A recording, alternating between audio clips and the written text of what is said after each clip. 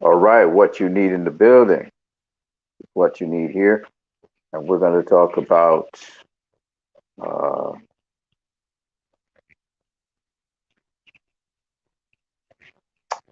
Canelo. All right, we're going to talk about Canelo and cherry picking. We're going to talk about that topic.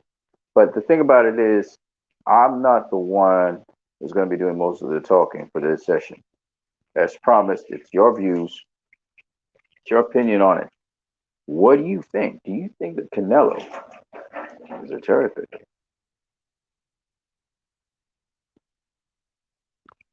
What you need is here. So we don't have a call in, but you can click on the link that you see right there below in the chat area. You can click on the link and you can join as a guest and give your input on the situation and then go your merry way. I will not interrupt you. You get to speak your mind. However, the one thing that is important is this. We're going to be looking at, you have to explain to me what or who were the cherries that Canelo faced. As you can see scrolling across the screen there. What or who were the cherries that Canelo faced? And who did Canelo actually duck? Who did he actually duck? And did Canelo really avoid the tough fights? Did he really avoid the tough fights? Because that's a claim that people make a lot about. And would you consider that Canelo versus Cherry Saunders is a cherry pick? And I'll throw in one more for the record. One more for the record. So the other question will be,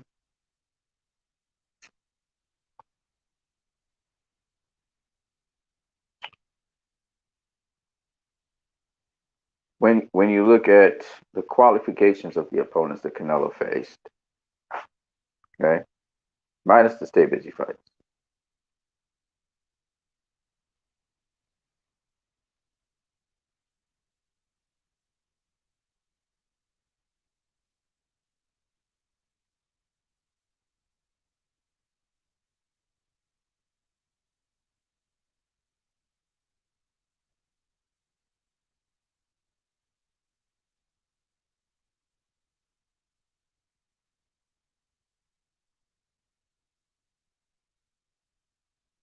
Yeah, I want to ask if you think there's anybody who had a better resume than those guys.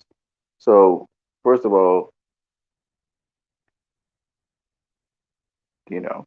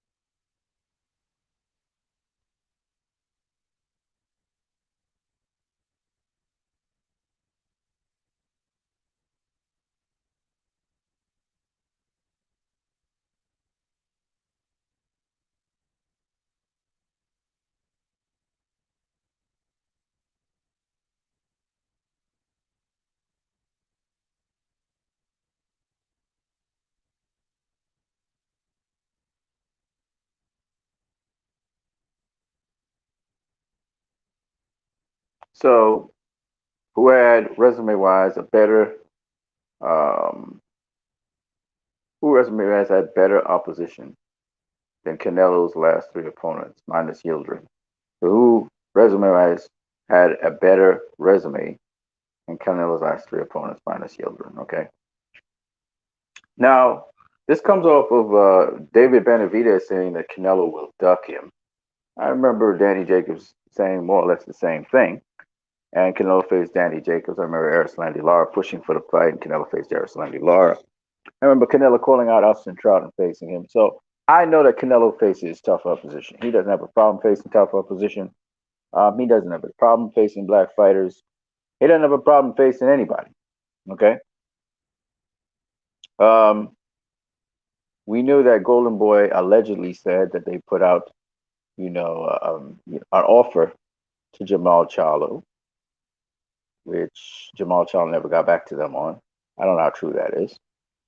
We also know that an offer was made allegedly to Artur Beterbiev, and Artur Beterbiev instead chose to face Pavorsday for his unification. And then an offer was also set out to uh, Billy Joe Saunders. That fight was supposed to be on in 2020 before the COVID hit, and now it's back on. All right. So this is something that was supposed to happen. That's weird that in 2020 people were saying that Billy Joe Saunders was a good opponent for Canelo, and now they're saying that he's a cherry pick. So that's interesting. But David Benavidez is saying that Canelo will never face him. He thinks that Canelo, after he wins the uh, undisputed status, he even goes on to say when he beats Billy Joe Saunders and Caleb Plant, as if that's a foregone conclusion, which I don't think it is. But he says when he beats them, he's not going to try and defend his WBC title against him, Benavidez, but instead he'll drop it and saying that he was undisputed and go up. And I don't know. I've never really got that impression of Canelo. I was somewhat shocked that he sort of vacated his title against Jamel Charlo and did not face Demetrius Andre. But that's just my opinion on things. I want to hear what you guys have to say, your opinion. You'll have to defend your opinions, obviously. But I want to hear what you guys have to say and your opinions on this issue. So I'm interested in you guys coming and talking, and I'll shut up and just listen to you guys talk for a greater portion of time. But in the meantime, I'll also be doing some other things as I'm kind of busy, occupied, doing some things around the house. So uh, I'm going to be waiting for you guys to come in here as guests and talk. I'm going to wait for you guys to do so. And we're going to chop it up. We're going to have a good, nice, long session. I know you guys take a little while to come around to realize the session is going on, and then you guys will hop on board. I see you guys popping in and popping out. Here's somebody else again popped in. I want your point of view. I will test your point of view, but I want to hear your point of view. I may play devil's advocate and just switch sides all the time. Don't worry about it. Uh, but I want to hear your input because you guys are very outspoken. You guys like to talk your mind. So come on here, talk your mind. You could also leave stuff in the chat in the comment section. But I want to hear what you think. Is Canelo a cherry picker or not? And I also want to hear what you think about him ducking fighters. All right. So all of those things I'm interested in. We know what the topic is. It's Canelo is a cherry picker. All right. So Canelo is a cherry picker is the topic we're talking about. And I want you to express your opinion on this subject. I want to hear what you have to say as fans. And so you're going to be doing most of the talking. We're going to cover different things. So, as I said before, Teddy Atlas says Canelo needs to face better competition as it's coming off of the Yildirim fight. And also, we had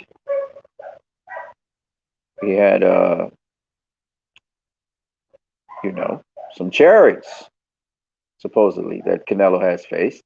So I would be interested in seeing who you guys consider cherries And again, tell us, and I want to know who Canelo truly ducked. That's fair enough. And did he really avoid tough fights? Is Canelo only having easy fights?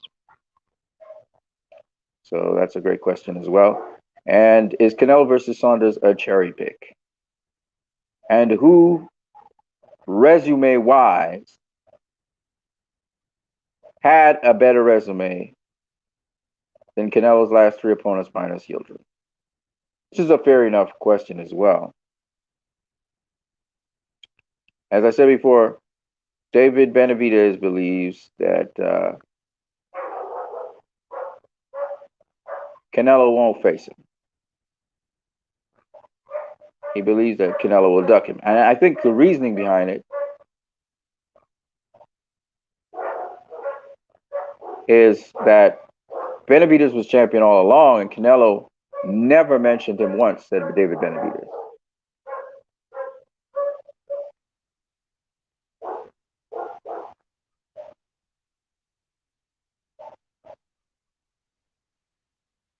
And as we all know, Canelo put out negotiations for many different fighters out there. But when it comes to David Benavidez, he did not put out a proposal to him. This is according to David Benavidez. So I want to know from you guys. Don't feel shy. Don't feel bashful. Talk your mind. Talk your talk. This channel is made for you to say your piece. I have my opinions on the situation, but this is one of those times where I want you to express your opinion and jump on here and talk your talk. This is a platform for you. I don't think there'll be ever a platform quite like this where you can speak your mind on here. We'll be very respectful to you. And you speak your mind on here. Say whatever you want to say. And you don't have to call in. You can easily come in on this StreamYard here. Jump on in and talk. That's what it's about. And though this channel is about educating fans, it's very important that the fans get to say what they want to say, vent how they want to vent, and express what they want to express. So I'm leaving this chapter over. And even if you want to agree, to disagree that he's not a cherry picker, then go ahead. If you're a fanboy and you're a fanboy of Canelo and you want to defend Canelo to the hilt, go ahead. If you're not a fanboy but you want to defend Canelo to the hilt, whatever, that's okay too. If you are not a Canelo hater and you want to vent about Canelo, that's okay too. Just be respectful. And if you are not a hater but you are very critical of Canelo, here's the place to talk about it. But as I said before, and I'm going to repeat myself, this is a venue for you to speak your piece. And I am just here to more or less moderate. I will ask you questions based on what I just said, on the topics that you just saw, which is Teddy Atlas, his opinion of it, what you think are the cherries that Canelo faced, and who did Canelo, you think, in your opinion, truly duck? Did Canelo really avoid tough fights, or did he not? And you can argue in many different ways, okay? And Canelo versus Saunders, was that a cherry pick or not? Who resume-wise had a better resume than Canelo's last three opponents, minus Yildirim? And we'll talk about David Benavidez also, his opinion on Canelo. I'm also doing other things while I'm doing this stream, so feel free to jump in. Feel free to jump in at any time. You don't have to be a guest. You can talk in the chat section. You don't have to just watch this video and just be an observer. We'd love to see people with views and opinions express their opinions and views. I'm here for the opinionated people. I am here to support the fans who have something they think is important that they want to say about the sport of boxing. So that's what this session here is about. And we'll take as long as it takes for you guys to start talking and expressing your minds. And as again, the link is right there in the chat section for you to enter here and speak your mind as a guest. I will not interrupt you while you are speaking. I can guarantee you that. This is your time to say what you want to say. You guys have heard enough of my opinions on the matter. Now it's time for you to say your piece, and we're gonna have more of these kinds of streams. Gonna have more of these kinds of streams, and just to hear what you think, and Kubi Sistrunk is in the building. Kubi Sistrunk says, "Do you think that these black boxing channels are racist against Canelo?" That's a great question. I'll pose that to my next guest or guests who come through into here. Uh, as with all things in boxing, boxing is a sort of tribal sport where people tend to pick sides and go with people that they're familiar with. So it would not be surprising that because Canelo probably beat some black fighters who possibly black boxing channels may have sided with to beat Canelo because of the reputation of these fighters. That yeah, that's a possible thing. There's always race involved in sports, especially boxing. So previous is drunk, you may be right about that. I don't know. But that's a question to pose to the folks on here. We have a stream. You guys can jump on board and jump on anytime you so wish. Let's talk about it. Let's talk about it.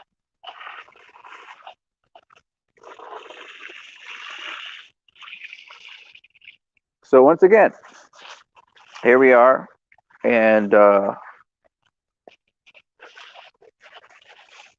you guys can hop in here. That's a question Publius Strong just threw out to everybody. What do you guys think? Do you think it's race? Do you think it's favoritism? Maybe favoritism. People think that Canelo is there's favoritism going on with him. What do you guys think? I see people pop into my feed, but then they just pop out. So we'll see what's going on here. Sometimes people pop in just to see what I'm doing with my channel. They're not really popping in to join or participate. They just want to know what I'm doing. So I understand that as well. But I want your views. This is your time. I want you to join in as a guest on this program. You can join in by the link, or you can leave a question or comment in the chat section. So let's get it popping. This is your time. Okay, David Benavidez believes that Canelo, he's not going to try to face him. What do you guys think? Do you think that is true? Do you think that David Benavidez is a real threat? Remember, David Benavidez is a Mexican fighter just like Canelo. Excellent Mexican fighter just like Canelo. And Benavidez said, or the gentleman, Ray Flores, who was interviewing Benavidez, he said that, Benavidez has an excellent jab, and on top of that, throws beautiful flurries and combinations. And a busy fighter who's big and strong like Benavidez, he could see how that could be a threat for Canelo, which that's a fair point, I think. What do you guys think? What do you think about what David Benavidez said? His thoughts and statements concerning Canelo.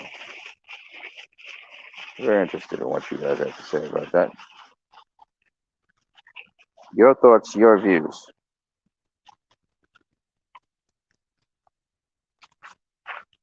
On this topic. The other things that David Benavidez said, I think you guys may be abreast of this, some of you, is he also said that fighters who create a bigger challenge for Canelo, he thinks he will stay away from them, because he believes that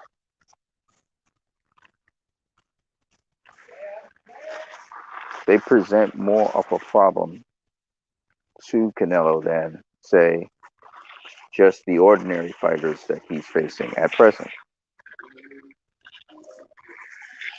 And different people have different opinions of different things. So I can't say that that Benavidez is necessarily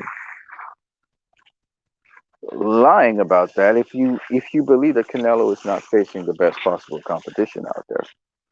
And what do you guys think about Caleb Plant and Billy Joe Saunders as possible competition? I heard Demetrius Andre, you know, saying that Billy Joe Saunders isn't the best to face Canelo, and I think I wouldn't be surprised David Benavidez would think the same thing. Because again, all of these fighters think they're the best, right? You have to have that confidence that you think that you are the best at what you do, right? So I don't expect them to say anything less. But do you take them at their face value of what they're saying? That some of these other opponents that are facing Canelo are subpar, like Caleb Plant, like Billy Joe Saunders. Do you think that Billy Joe Saunders and Caleb Plant are subpar opposition for Canelo and that they're actually cherry picks? What do you guys think about that? So once again, it'll be interesting to see you guys come in here and talk about this while I'm watering my plants in the middle of the night. But what do you guys think about that? Thoughts, opinions, views? You guys are very outspoken in groups. You're very outspoken in the chat section of different of different of different channels and so on. You guys talk up a storm. All of a sudden, you guys are silent here with my channel. That's very interesting. All of a sudden, you've lost your thoughts and views and expressions. You're just all quiet. You're dead silent about this system. And it's a hot topic. Canelo just beat Yildirim, right? He just beat Yildirim. So here's my other question to you guys. He just beat Yildirim. What did you think of Yildirim as an opponent? Remember, now, understand this. Teddy Atlas said that Canelo needs to face better competition. Do you agree with Teddy Atlas on that? What do you guys think about Yildirim as an opponent? I'm just here to get conversation going. Because when I go into chat groups, when I go into different groups, everybody has an opinion. Everybody's chatting up a storm. And since most boxing fans, they mostly talk boxing, they don't do boxing. They don't box. I'm very curious to hear what you guys have to say on this. Not only am I curious, but I want you to say what you're saying. And I want you to say it with confidence.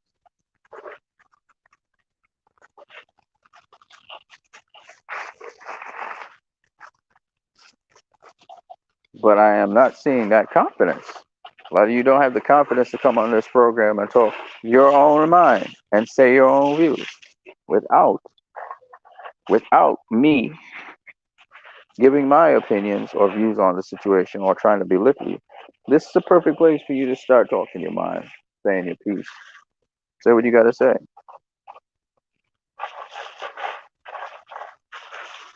Ultimately, in the end, I will say my piece on the situation, but not interrupt you from saying whatever you want to say.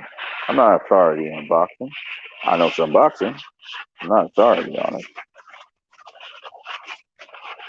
But the one thing I will do, to be fair, is I will ask you the same prepared questions that you see here. I'll ask you those questions. Those are the topics we're covering. Okay? Because Teddy Atlas said Canelo needs to face better opposition. He said that. I didn't say it. He said that. So what are your views on that? What are your views on Teddy Atlas saying he needs to face better opposition. Canelo, that is. That Yildirim was not good opposition at all for Canelo. You know, what do you think about what Teddy Atlas said about that? Was he right in saying that? Do you think, you know, do you think that Canelo, Yildirim didn't belong in the ring with Canelo? Do you think that Yildirim didn't deserve to face Canelo? What's your thoughts on the issue? That's what I want to know. And not just your thoughts, but my thing is,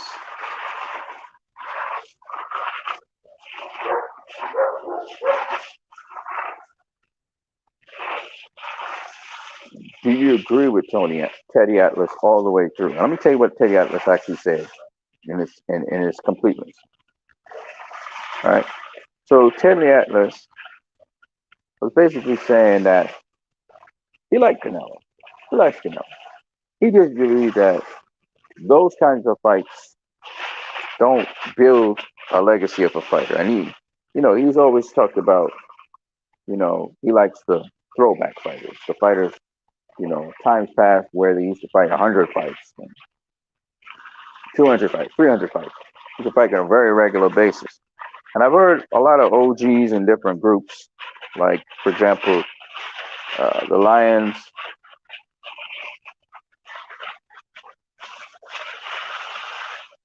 the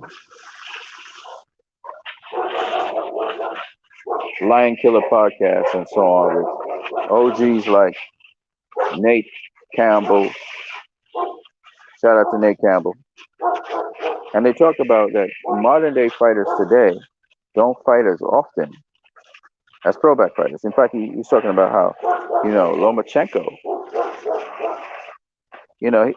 how Lomachenko wouldn't do very well against throwback fighters because he ain't really got a lot of fights.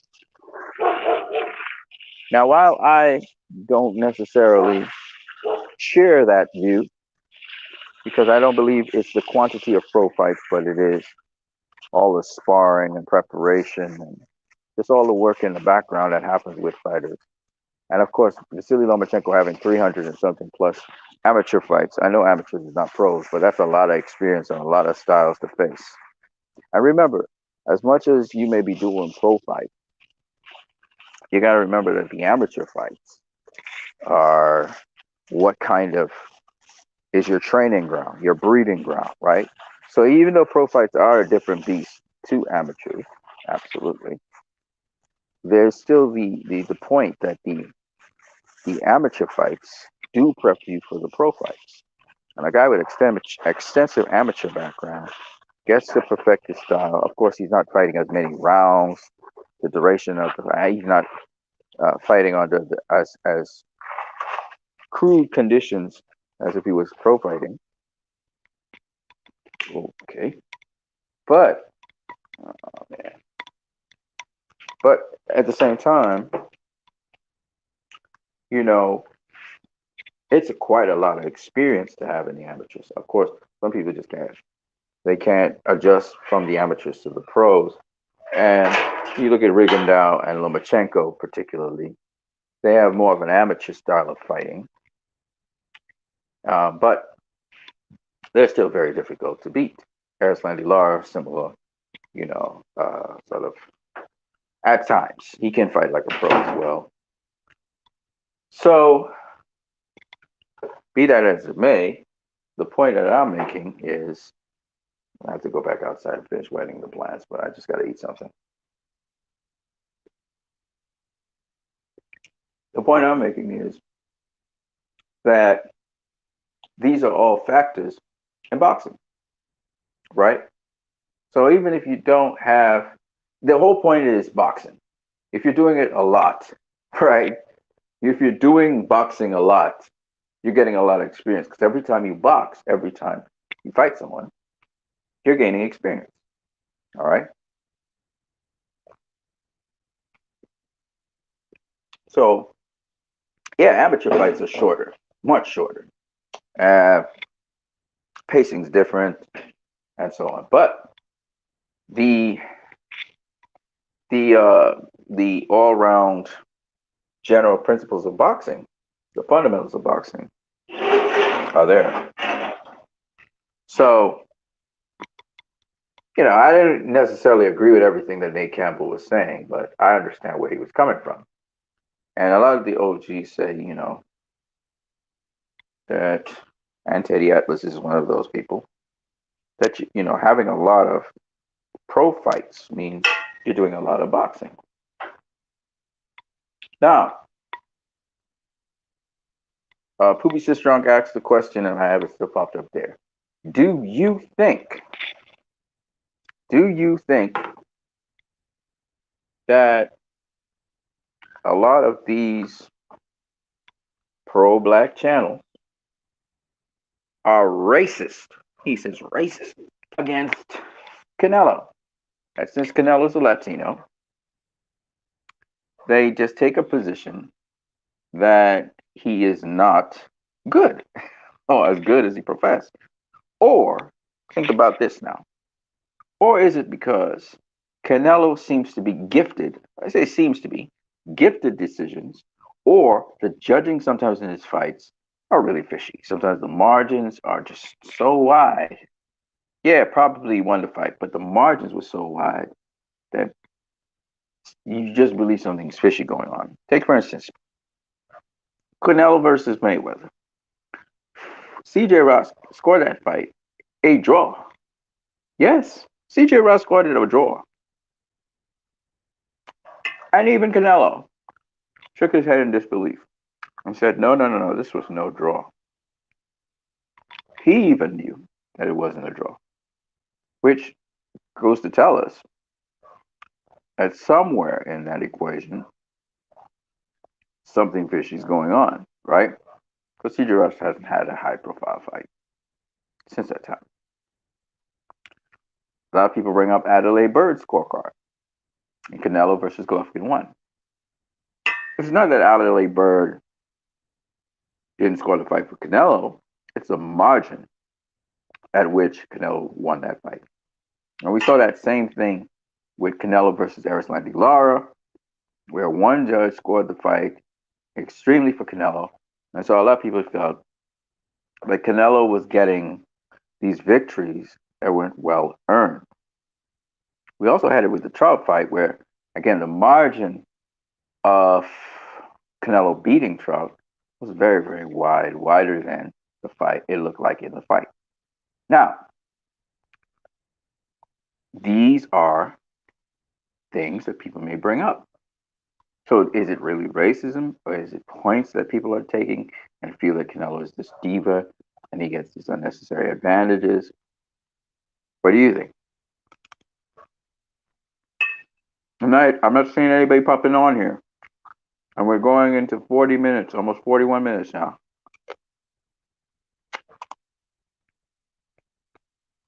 You notice I showed my face. And I'll be on here. And like I said before, I'm going to be doing a lot of these sessions. May go 2 hours long. I may go 3 hours long. You guys can pop in and say your piece. I won't interrupt you. The fans need to be able to talk as much as they want about boxing.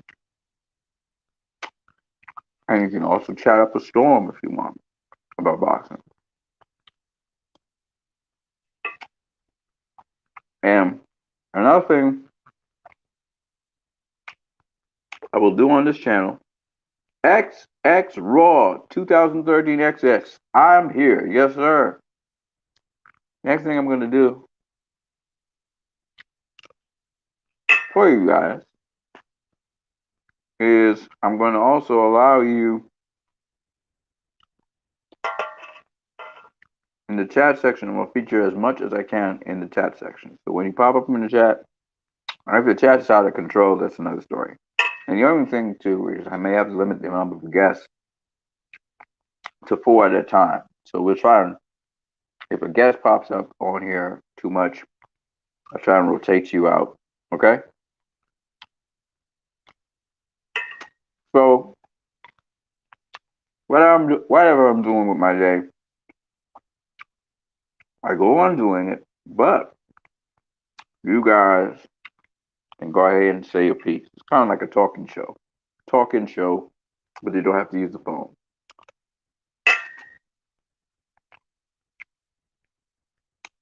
So XX Raw 2013 XX says, I believe Canelo has good skill.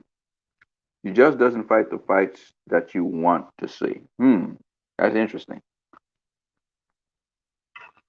Hmm. You're saying basically he doesn't fight the fights you want to see when you want to see them. I guess kind of like I think I understand that. I can respect that. Um,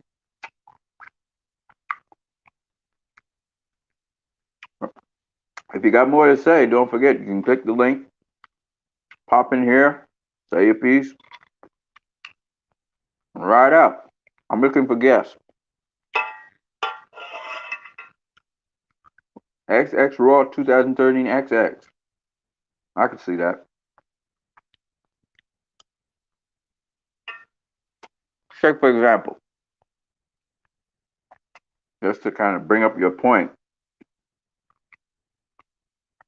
Everybody wanted to see Canelo versus Andre after he had taken care of Danny Jacobs and Triple G, right? Oops, wrong side. There you go. Yummy. But instead of giving us Andre fight, he went on to face Sergey Kovalev, right? Now he always wanted to face Sergey Kovalev. To be fair, right after the Jacob fight, he was trying to get a fight with Sergey Kovalev. Anthony Yard didn't want to take step aside money, so Canelo had to wait after the Yard fight. Okay, but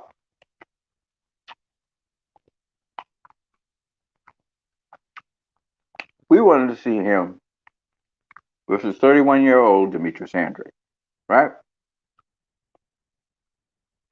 The guys that were around were Billy Joe Saunders, Demetrius Andre,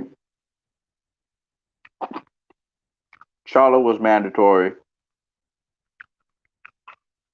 Those were the guys around for Canelo.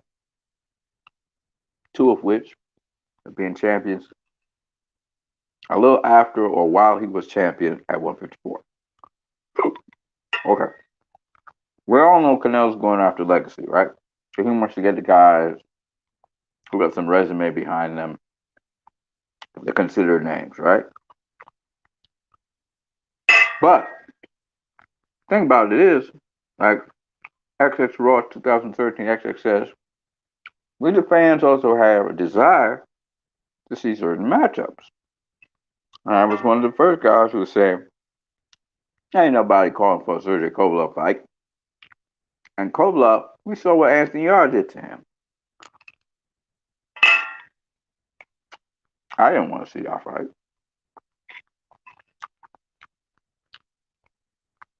And I said, man, this is a busy fight. Because Kovalev's all made for Canelo, right?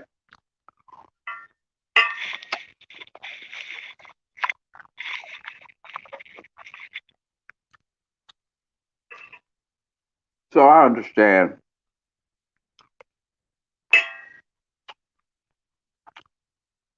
On seeing the fight, I changed my mind. Kovalev handled himself extremely well.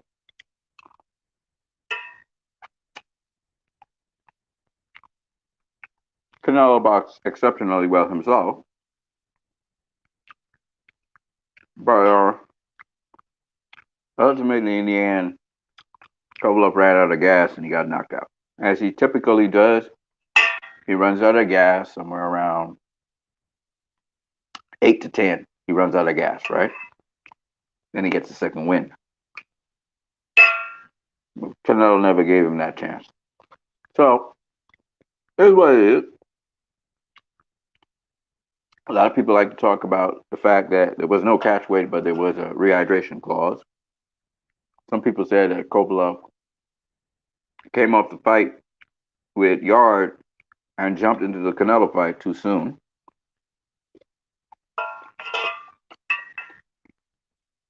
Valid points.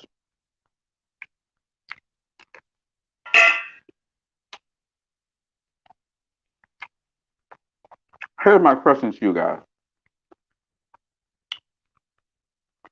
And again, I'm looking for somebody to be a guest on here.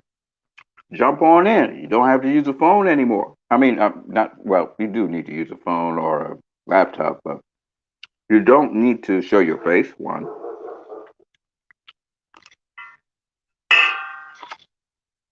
but we do need to hear your voice. I know there's tons, wow, tons of opinionated boxing fans. And this is the program right now where your opinions are welcome. They're welcome. You know?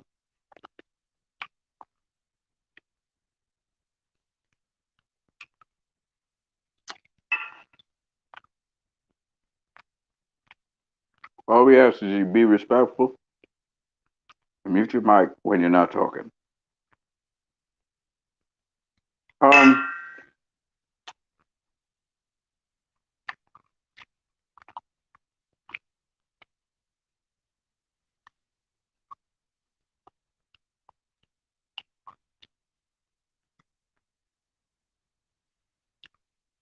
here's a question. I'm just gonna talk on until somebody jumps in. The question is, did Canelo avoid the tough fights? Well, let's think about it. Sergey Kovalev, with the fight that Canelo faced, instead of his mandatory, which was Jamal Charlo, who he got elevated to become a franchise champion by the WBC, so he could be freed up to face whoever he wanted to, not worry about mandatories, even though apparently at 168 he faced a mandatory and yielded him. I guess he chose to do that. But he was free up to face Sergey Kovalev, right? Okay, cool. Now here's my question.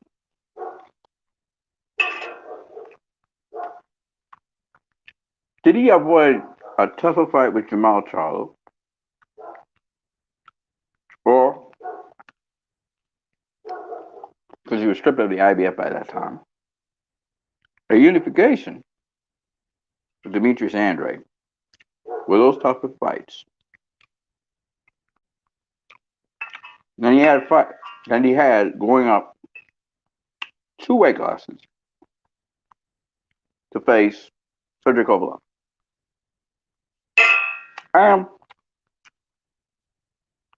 Here's another follow-up question. Do you think, if given the opportunity, any other fighter would have jumped up 2 weight classes to face Sergey Kovalev?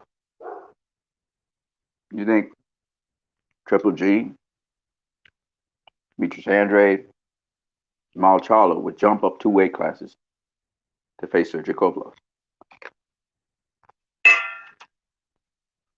Because those are the guys that allegedly Canelo would be ducking, right?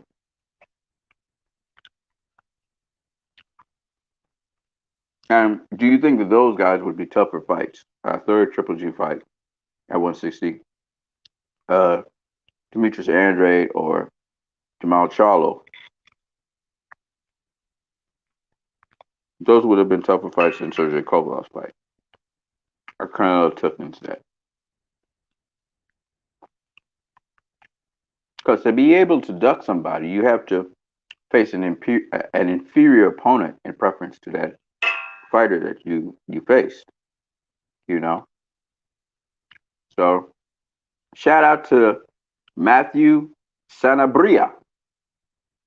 I hope I got your name right, Matthew. Matthew says he is franchise champion at 160, but not at 168. Also, Canelo and Smith agreed that the winner would fight Yildirim within 90 days. That was part of the agreement with Yildirim stepping aside. Okay? So Matthew Sanabria offers this new bit of information. It's old, but still. Canelo is a franchise champion, but only at 160. But he's not at 168. Now, Matthew, before I go into your next statement, how I understood the franchise champion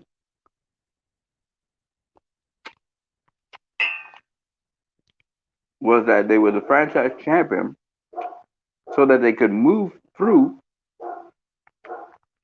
multiple weight classes and still be a WBC champion. Because a franchise belt, a franchise championship, actually allows a fighter to move up or down in weight and still be a champion designated representing the WBC.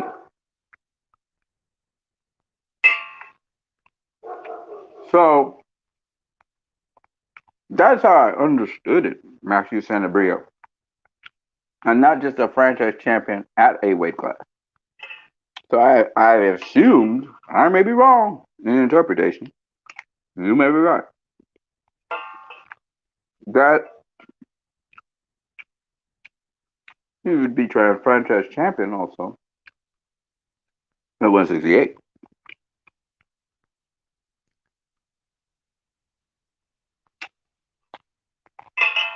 Correct me if I'm wrong. Maybe this franchise championship is evolving with the WBC.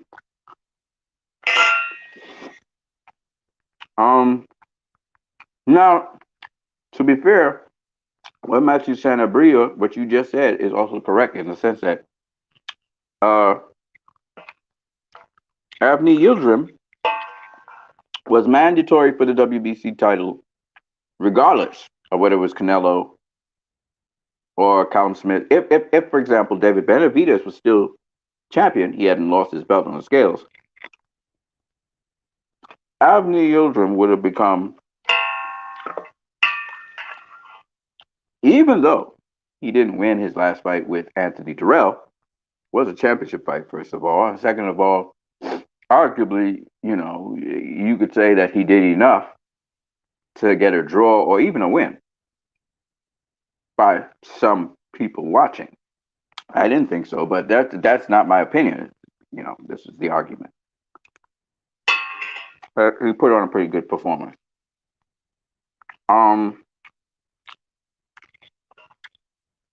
And so he ended up still being the number one ranked WBC 168-pound contender. Now, while the rankings changed after David Benavidez was stripped of his title, the mandatory for the WBC title was still Avni Yildirim because he was ranked before David Benavidez was stripped. So he was the mandatory for Canelo, even though David Benavidez was ranked above him, because David Benavidez became a contender again because he was stripped. So David Benavidez currently is the mandatory for Canelo's WBC title now that Avni Yildirim has been cleared of that. And David Benavidez has said in interviews that he does not think Canelo will ever face him as a mandatory for the WBC title, even after he unifies. This is David Benavidez's opinion. Again, I would like to hear you guys' opinion on this, whether it is Matthew Sanabria, Aiden Esquire, XXS Raw 213, yeah, Pubi Sistrong. And Pubi Sistrong asked this question. He said, do you think that these black boxing channels are racist against Canelo? So I want you guys to, if you can, maybe address some of these questions. Matthew Sanabria says, and those two guys would never have jumped up 2 weight classes for Kovalev. They won't even fight each other if we're being honest. Right. So Sanabria believes that Demetrius Andrade and Jamal Charlo would never jump up 2 weight classes into a new weight division without testing, I guess, their strength to face Sergey Kovalev or an equivalent world champion at that weight class. Because do remember, there are rumors going around that Canelo offered, I guess through Golden Boy, Artur Beterbiev to face him. And Artur Beterbiev turned that down to face Gavorstek, right? For those people who don't know that, that's the truth. Just a rumor.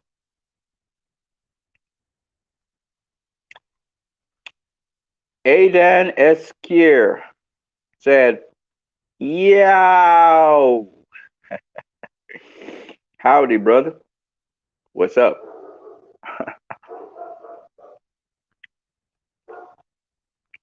Now,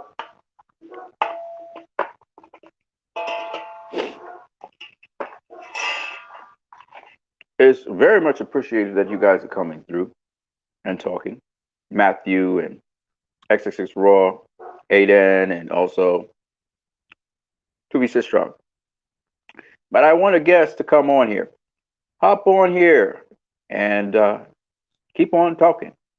Again, I'm neither going to be for or against anything you say. This is for you to speak. So the forum is StreamYard. You click on StreamYard, and you guys can chop it up on here and express your opinions. And I may behave as if I'm for what you're saying, or maybe even behave as if I'm against what you're saying, just by trying to stimulate discussion, just to provoke discussion on the topic. But I'm not going to be for or against anybody saying anything. Just be respectful is all I ask. And chop it up. That's what it's about. It's a chop up session about Canelo and him being a cherry picker. So different people have different opinions on this topic.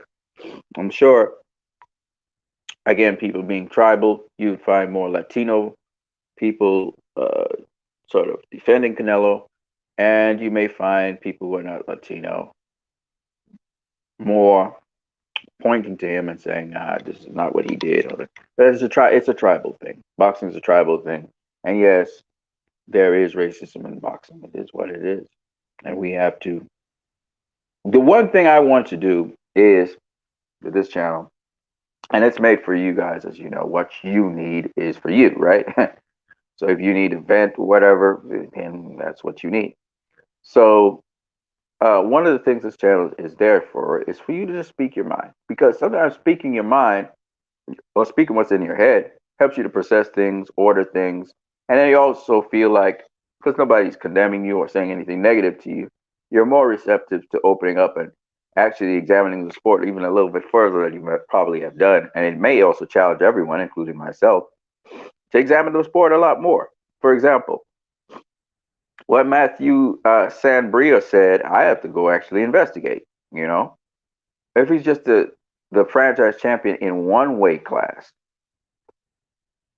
right? Which means, in other words, he doesn't have to worry about his championship in that weight class. He can go somewhere else in another division, another weight class, challenge another champion, and he doesn't have to worry about defending his title and stuff. He's freed up to have the fights he wants to have. That's interesting, and then I could see how that's a different take on what I understood it to be. Like I said, I understood it to be a certain way. So Matthew Sanabria right there might have opened my mind to something different. So this is what this channel is about. And feel free. I mean, I see some of you guys watching the channel, but boxing's a sport. It's fun. People are going to trash talk at certain times. And trash talking is not necessarily a bad thing. And in the sense that if you see it all as fun, of course, people use it as warfare as well, battling warfare to get into other people's heads. But boxing has a lot to do with confidence, as you know. Matthew Sanabria, again, giving a nice contribution to us here. He says, unfortunately, there is racism from every race towards every race in boxing. Thank you for your content, brother. I would definitely have joined you in a chat, but I'm about to start my workout. Oh, good. Okay. Get out of here, man. That's good, man. That's very good to see you being healthy. And I would also like to know if you actually box yourself, because you're very educated in the sport. You seem to have your information and ducks in a row. So that's very interesting. So I'm around here when we encourage discussion. I'll be doing other things. Hopefully the feed doesn't break up too much. And we'll just keep chopping it up while I'm doing various things tonight. It's pretty late in the night though. But I have to finish off those plants outside. So what I'll do is, and that's why it's going to be fun, because for me, even though I'm the host of the show, you guys can say your piece, and it's almost like I'm on a radio station listening to you guys. Chop it up. So that'd be the fun part of the whole thing, because everybody's on the go. In this day and age, everybody's busy doing something. So if you could find time out of that busy schedule to probably mix in,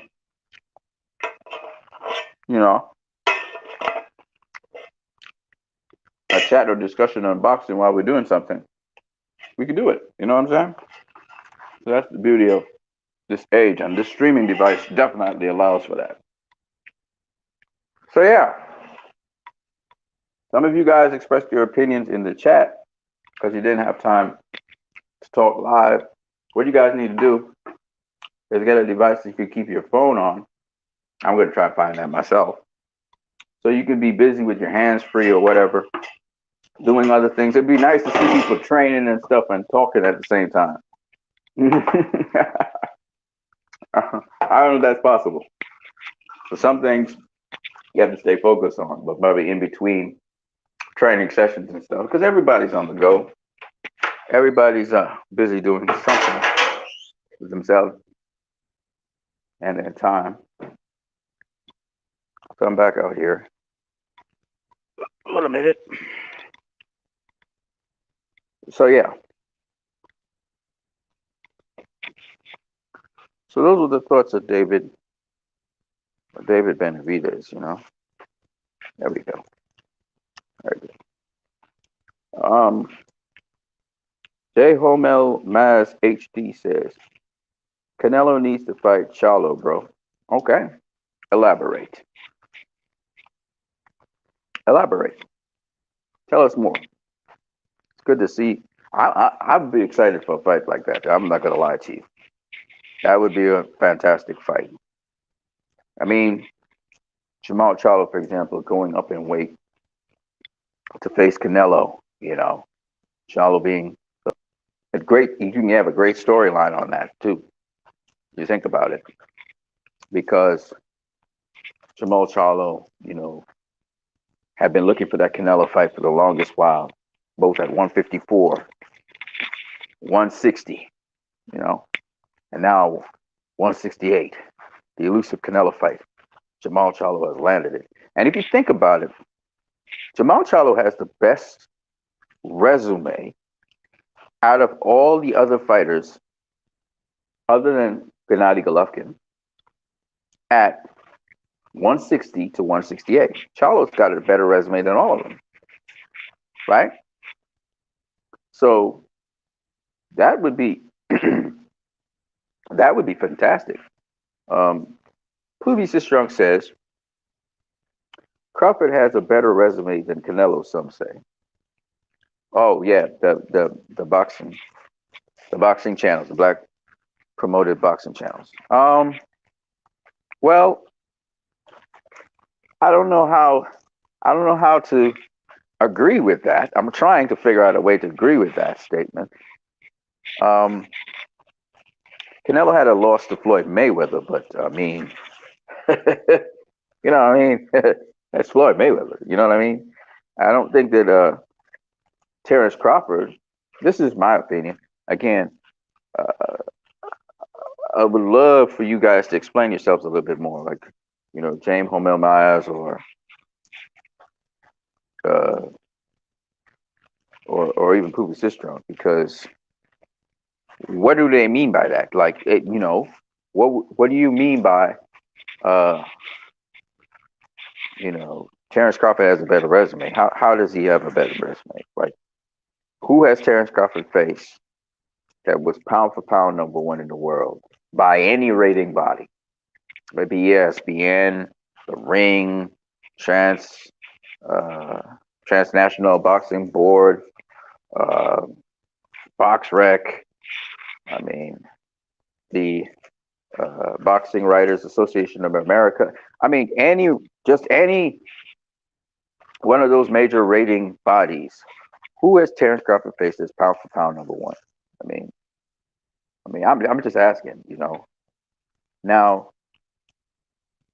I mean, I don't know. What do you guys think? Do you think that Terrence Crawford has a better resume than Canelo? That's a question we could throw out there. I mean, I mean, what I could say is, this is the way how I could couch the argument. Maybe that it kind of Terrence Crawford is a smart boxer, right? And smart boxers give Canelo problems, right? We all know that. Billy Joe Saunders is a smart boxer. Caleb Plant is a smart boxer. Smart, slick boxers, right? Um, Andy Lara was a smart boxer. You know what I mean? Um,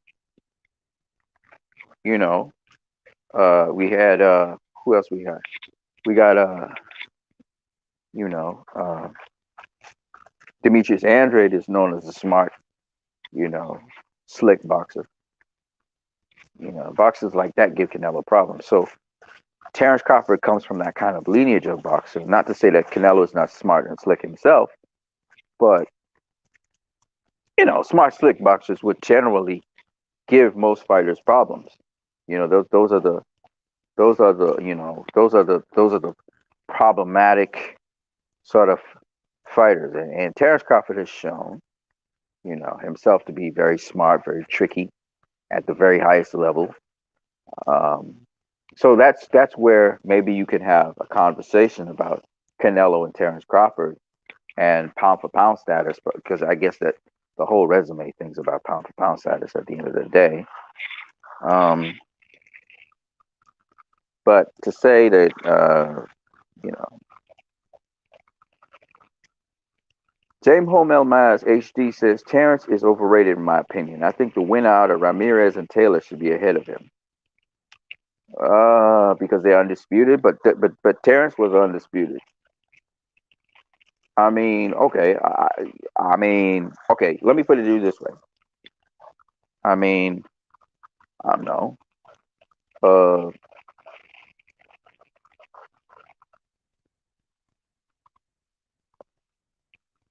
um, think about it this way.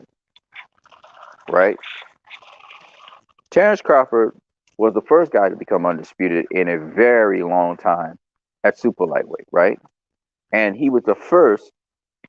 I mean, he's going to be going down in the Boxing Hall of Fame for some of these accomplishments. He was the first four belt undisputed champion, right? Now I was listening to something on the Zone where they was talking about how undisputed don't mean nothing these days, which is not true. It does mean something. um, as they're saying, there's so many belts and blah blah blah blah blah. But undisputed means something because it's hard to collect all those four belts. You know, there's politics. There's a lot of things that prevent fighters from getting all four belts. Okay, so do I fully agree with that? Not necessarily, but I will say this: it is definitely who you beat to become undisputed that matters. You know, and I get where you're coming from, Jay Omel Maz, in the sense that you're saying that Terrence is overrated because Ramirez and Taylor, they would have faced better opposition, and then they themselves being very good opposition. You know, it's going to be a competitive fight for no doubt. But here's the thing. Here's the thing. If you're saying that Ramirez and Taylor should be ahead of him on the pound for pound list, when they're finished facing each other, right? Why doesn't the winner face Terrence Crawford? And then we will know. We'll be able to decide who is number one on the pound for pound list. How about that? So this is how you can sort out pound for pound stuff.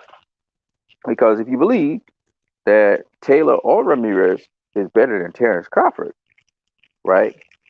Then they should fight it out. And that's the beauty of when you're in a proximally close weight class, where especially if you're growing as a fighter in size and you're going to move up in weight, then that situation could be sorted out real easy because they literally could fight each other and that could sort that problem out, right? Poopy Sister says they should go protest and get out of talking boxing. It's so funny. Oh man. Poopy Sister basically saying, those black channels and stuff, they trying to protest or something. Yo, Poopy, man, come on, Poopy. Now I know that the political season, I talk politics too. The political climate, is a bit different today than it ever was before because man, I put up something that I hope you guys saw it.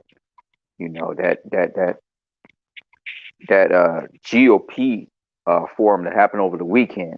They literally had no joke. They had the sign of the Reich from Germany. That platform made the sign of a Reich. Crazy shit right there. And I was looking at that shit like, oh my God, that's crazy.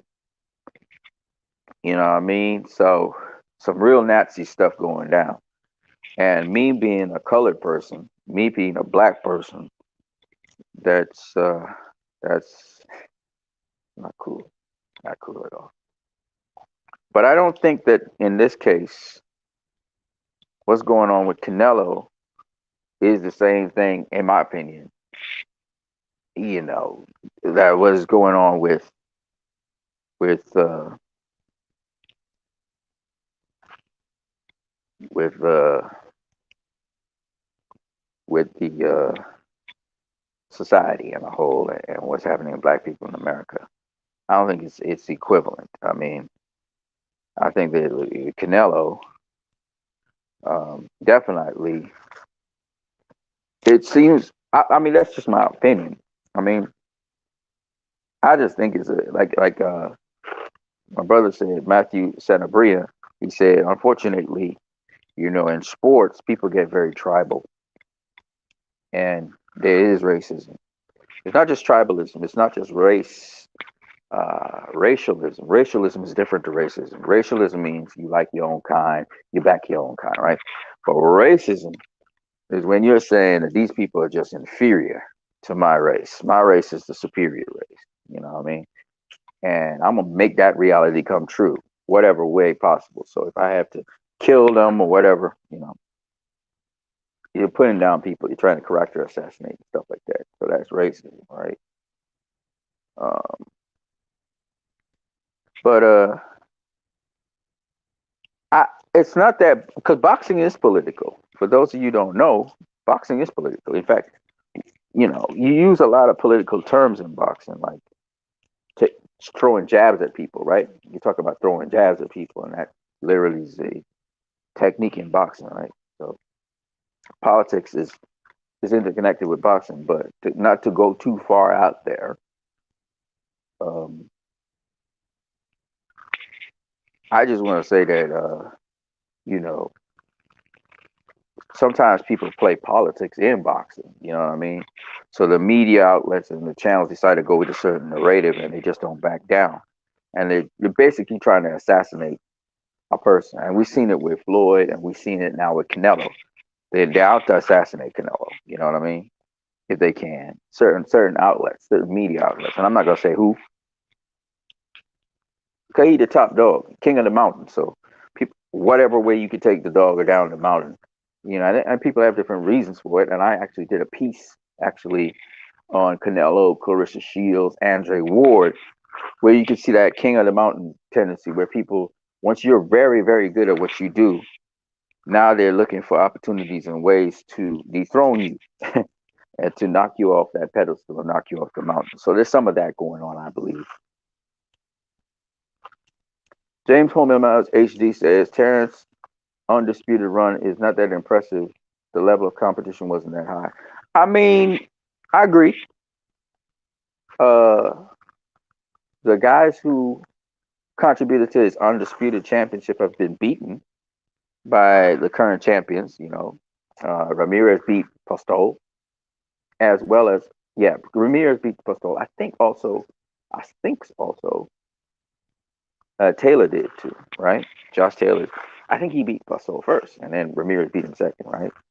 Um, with the African fighter, um, we all know that he was beaten by Regis Prograis. Regis Prograis knocked him out quicker than Terrence Crawford did.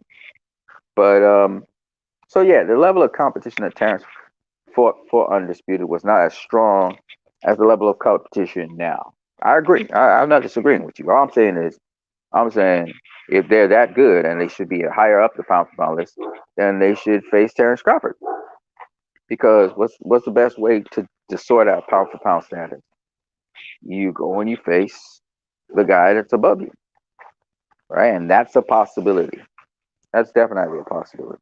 Even though I don't know if Terrence will stay long enough in top rank for that to happen, if he will renew his contract, or if he will face Errol Spence, he leave top rank and face Errol Spence, join Trilla or something else. I don't know, but it's up to him to to decide that. Joe Joe Joe Melmaz says, I agree with that. I am a. Poopy Sistrunk says, by the way, I'm black and Christian like you. That's cool, man. That's cool, Poopy Sistrunk. Never met you, never heard from you, never heard your voice or anything. You gotta grace us sometime, man. You gotta hop on here and just to hear your voice would be really cool. Even if we can't see your face, you know what I'm saying? But I wanna it's important to understand that, that's just the reality of life in some respects. But we can, as fans, we can grow from one another by learning things from one another as fans. And as a result of that, I think we could really, take this sport to the next level.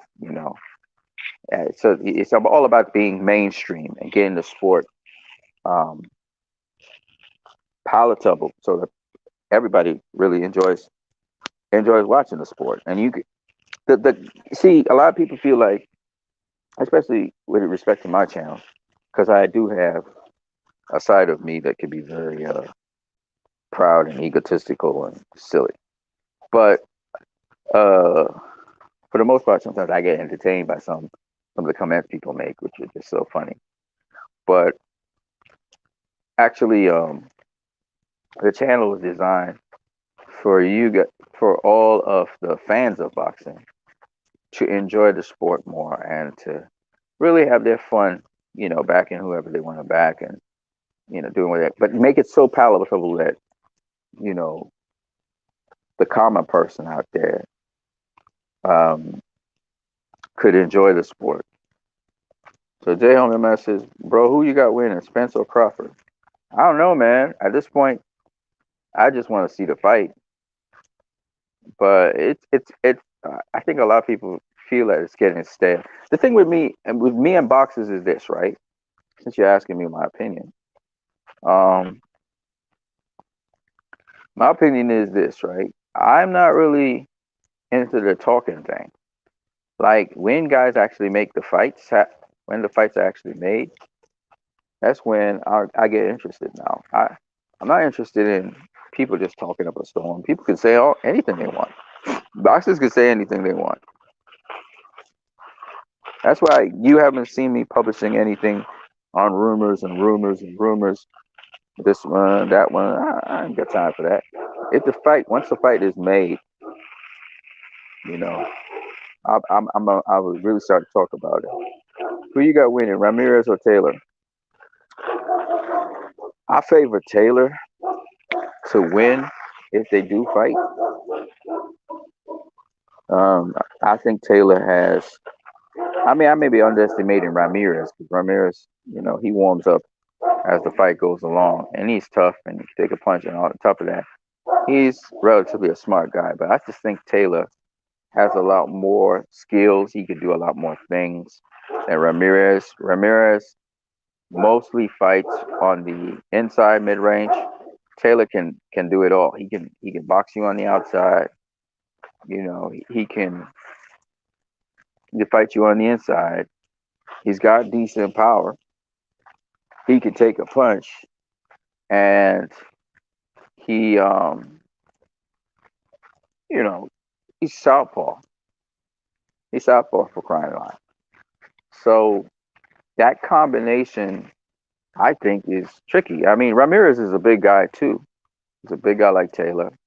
He's strong, sturdy. He's smart. He has good boxing IQ. So he could take it. I mean, I'm not saying it's a close fight, my opinion, as I see it now. Not saying that it will be, but you know, I think the Reggie Sprogray fight. I think Taylor had the tougher competition. Maurice Hooker fight was I think an easier fight than um, Reggie Sprogray. I would have loved to see. I still might want to see Jose Ramirez versus Reggie Sprogray if Jose Ramirez stays at 147. So 140 for 140. Sorry, 140. Facts, bro. They need to make the fight happen as soon as possible. We're waiting for too long. Yeah, I mean, what's the problem is UFC has spoiled boxing. UFC has made everything now for now. We're in an age where everything is now for now. For example, right? Once upon a time, I don't know if you guys are old enough to know this, photos and video took a while to develop because it was something called film. So you shoot a video and you had to go develop that video, and then you had to wait like a week or so before the video was developed or the film was developed, before you could get back to the photos or the video. That's crazy. And it costs you money to do that. And then they got the 1 hour, the 1 hour developing film, which took you an hour for it to develop, you know.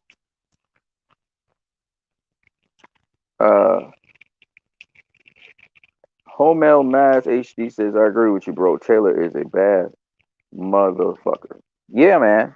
Listen. Taylor showed me a lot against Reggie Sprogray, man. And Taylor has fought, he's fought some names out there. He beat some really good fighters. Which Victor Postol, before Victor Postol faced Jose Ramirez, Taylor handled him much more definitively, but Victor Pistol is a tricky guy. Then I know styles make fights, but nonetheless, Jose Ramirez, struggled a lot more with Victor Pistol. And my point is that, and he looked like Victor Pistol was looking like he was running away, beating him. He just got too predictable. And Ramirez got onto him, got his rhythm, got his timing, got what he was doing, and that was that. But you know,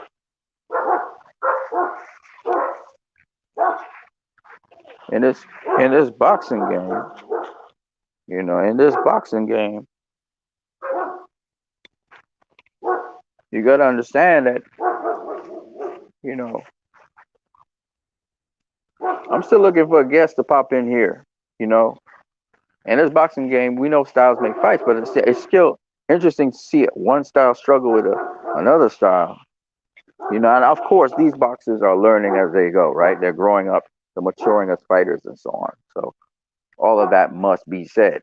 It's not just, that they're, you know, it's not just that they're going to stay at that level forever. Like, take for instance Oscar Valdez. We saw him struggle against Adam uh,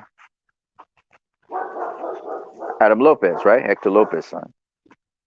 But he came up trumps against, styles make fights, right? I was listening to Demetrius Andrade as well, and what he said about, So I'm not disagreeing with anything you guys say per se, or trying to agree with it, or see the points in it, see the point of view in it. Not necessarily may I agree, but see the point of view in it. And the thing about it with boxing is, right, that especially when you're predicting fights, there's no clear answer. There's no clear answer to a prediction because anything can happen in boxing, right? So there's not but you can study a fight. And I've seen, like, there's a channel, I'm trying to remember what the name of it is, that I'm subscribed to. And that fight fan, man, he breaks down fights really, really well. And so he gets, generally speaking, he's usually 100% accurate in what he says in his prediction videos on fights because he takes the time to look at each of the boxers and what they actually do in those fights, And so, I'm not here to share any gems of knowledge with you guys today. I'm just here to hear what you guys got to say. So you guys are doing most of the talking right now. And, you asked me my opinion, but that doesn't mean, just because I said that Josh Taylor, would win the fight doesn't mean he would win. He might lose. That's an interesting fight. I have to actually look at it in more detail to break it down, decide what it is. But who do you guys think will win? Who do you guys think will win between Josh Taylor and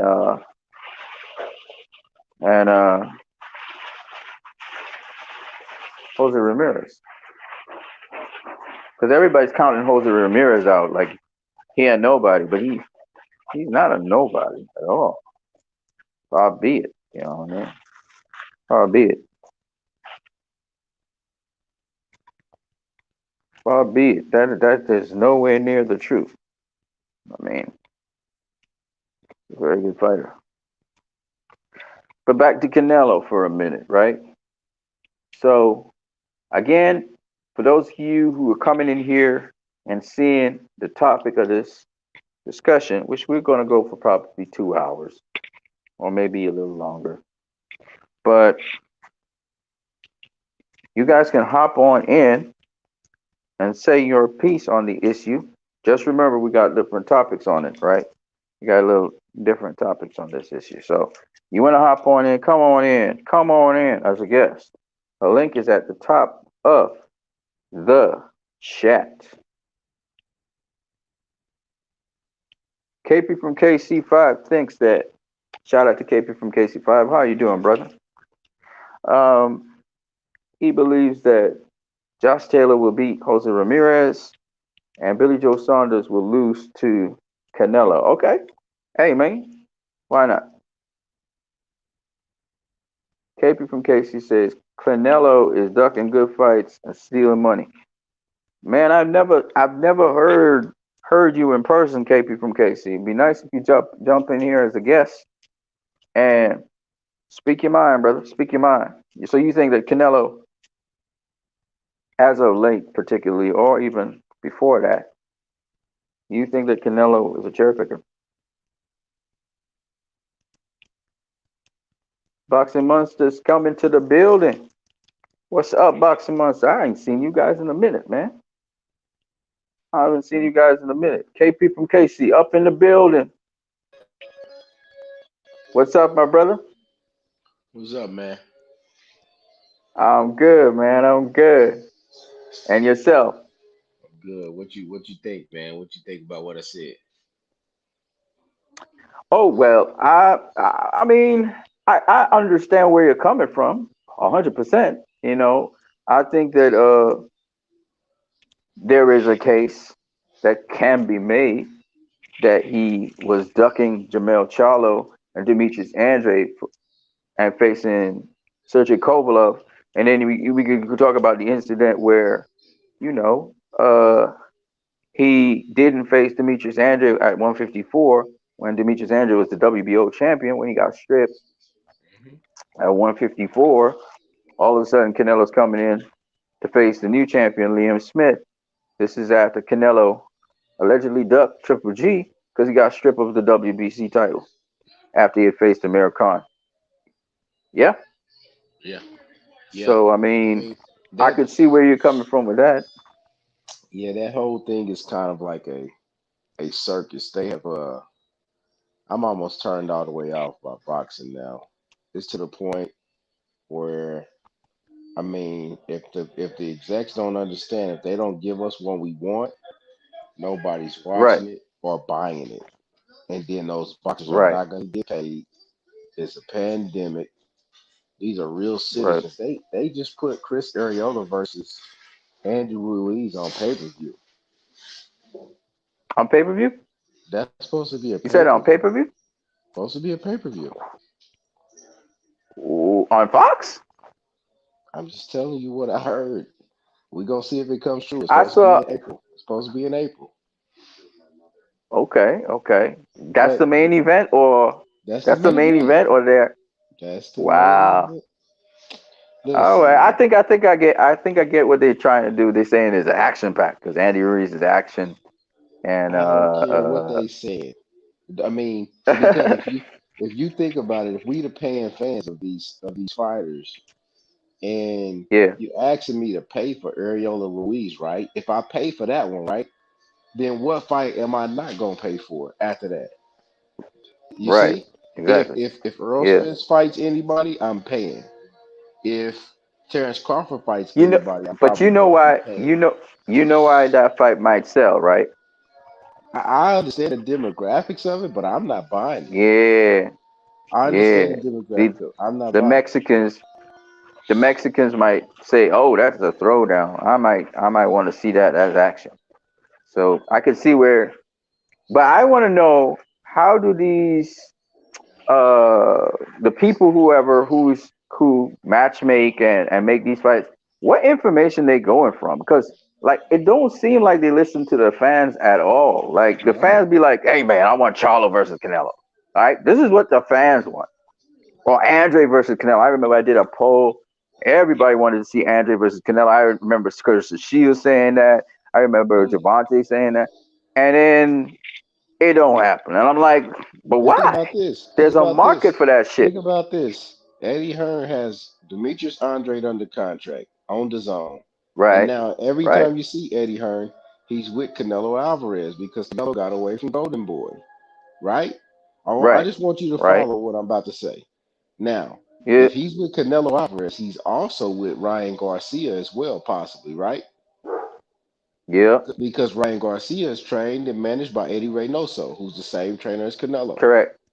Now, And he's the I'm putting manager of I'm putting Canelo right now. I'm putting I'm putting this picture together so you can see this. Now Ryan Garcia jumped out there and said he was going to fight Devin Haney, Tank Davis, Manny Pacquiao. He named all these names. He's not fighting none of those guys, right? Right.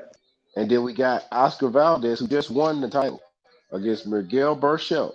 He signed the top Right. rank with Shakur Right. Stevenson, but Shakur Stevenson, he's Right. saying he don't want to fight him now. Right. So why should I keep watching boxing? Well, I want to know. Okay, here's the thing. I don't really take on what the boxers say anymore. They say Well, all kinds of stuff, well, right? well, they say all kind of stuff, So, but what do we see him do though? like, take for instance, Teofimo Lopez, right? Yeah, man. Devin Haney, yeah, he won that fight, but he's gonna be facing Garambosis, right, on Thriller, right? Now, Right. I ain't mad at him, but it's almost like you setting me up to be disappointed, you know, because Yeah. you know what it is Well, look. you look Hold at on, a slow down. Look at that though. He's gonna fight him on Triller, right? But more likely than yeah, not, we gotta buy that. hell yeah, That's not even a it's a pay per view. I want you to think about this and go back. That's not even an HBO main event, really. No, that's a That defense. that's a lesser fight than Richard Comey was for him. Let me think about that. He was a Richard, star. He was a Rich, star. He was a rising star. Is he was a Carambosis? rising Do you think star. Carambosis? Do you think of Carambosis as a rising star? Because he did beat. No, Oh, no. come on now. Cambosis is no Do you think rising that? star. Okay, you don't think so? He beat Lee No. Selby, so Lee they trying to make a Selby's star. nothing. Lee Selby is nothing. Just like Josh Warrington wasn't nothing a couple weeks ago, right? Well, I wouldn't say Josh Warrington is nothing. I just say Well, that the other guy Josh had his Warrington. number. Do you think Josh Warrington could have beat Oscar Valdez at featherweight? Possibly, you never know. Possibly. Okay, let's say possibly. But Because remember, I you know saw this. what he did to. Eddie You Ron, saw what he did to Kyle Frampton. Eddie Reynoso is a pretty good trainer. I give him that. He's a pretty good Yeah, trainer. He's adding things to 100%. Oscar Valdez that he didn't have. He's a pretty good trainer. That's correct. I don't see no Frampton or nobody like that beating him. Oscar Valdez's fight is Shakur Stevenson, and he knows it, and they know it. But that's what boxing does to us. They ask us to continue to pay for trash fights and be happy with it. I'm not buying it, man. Those fights are not trash. Those fights are not pay per view fights. Like No, Teofimo Lopez versus Garambosis is not a pay per view fight. but they asking us But to pay for it.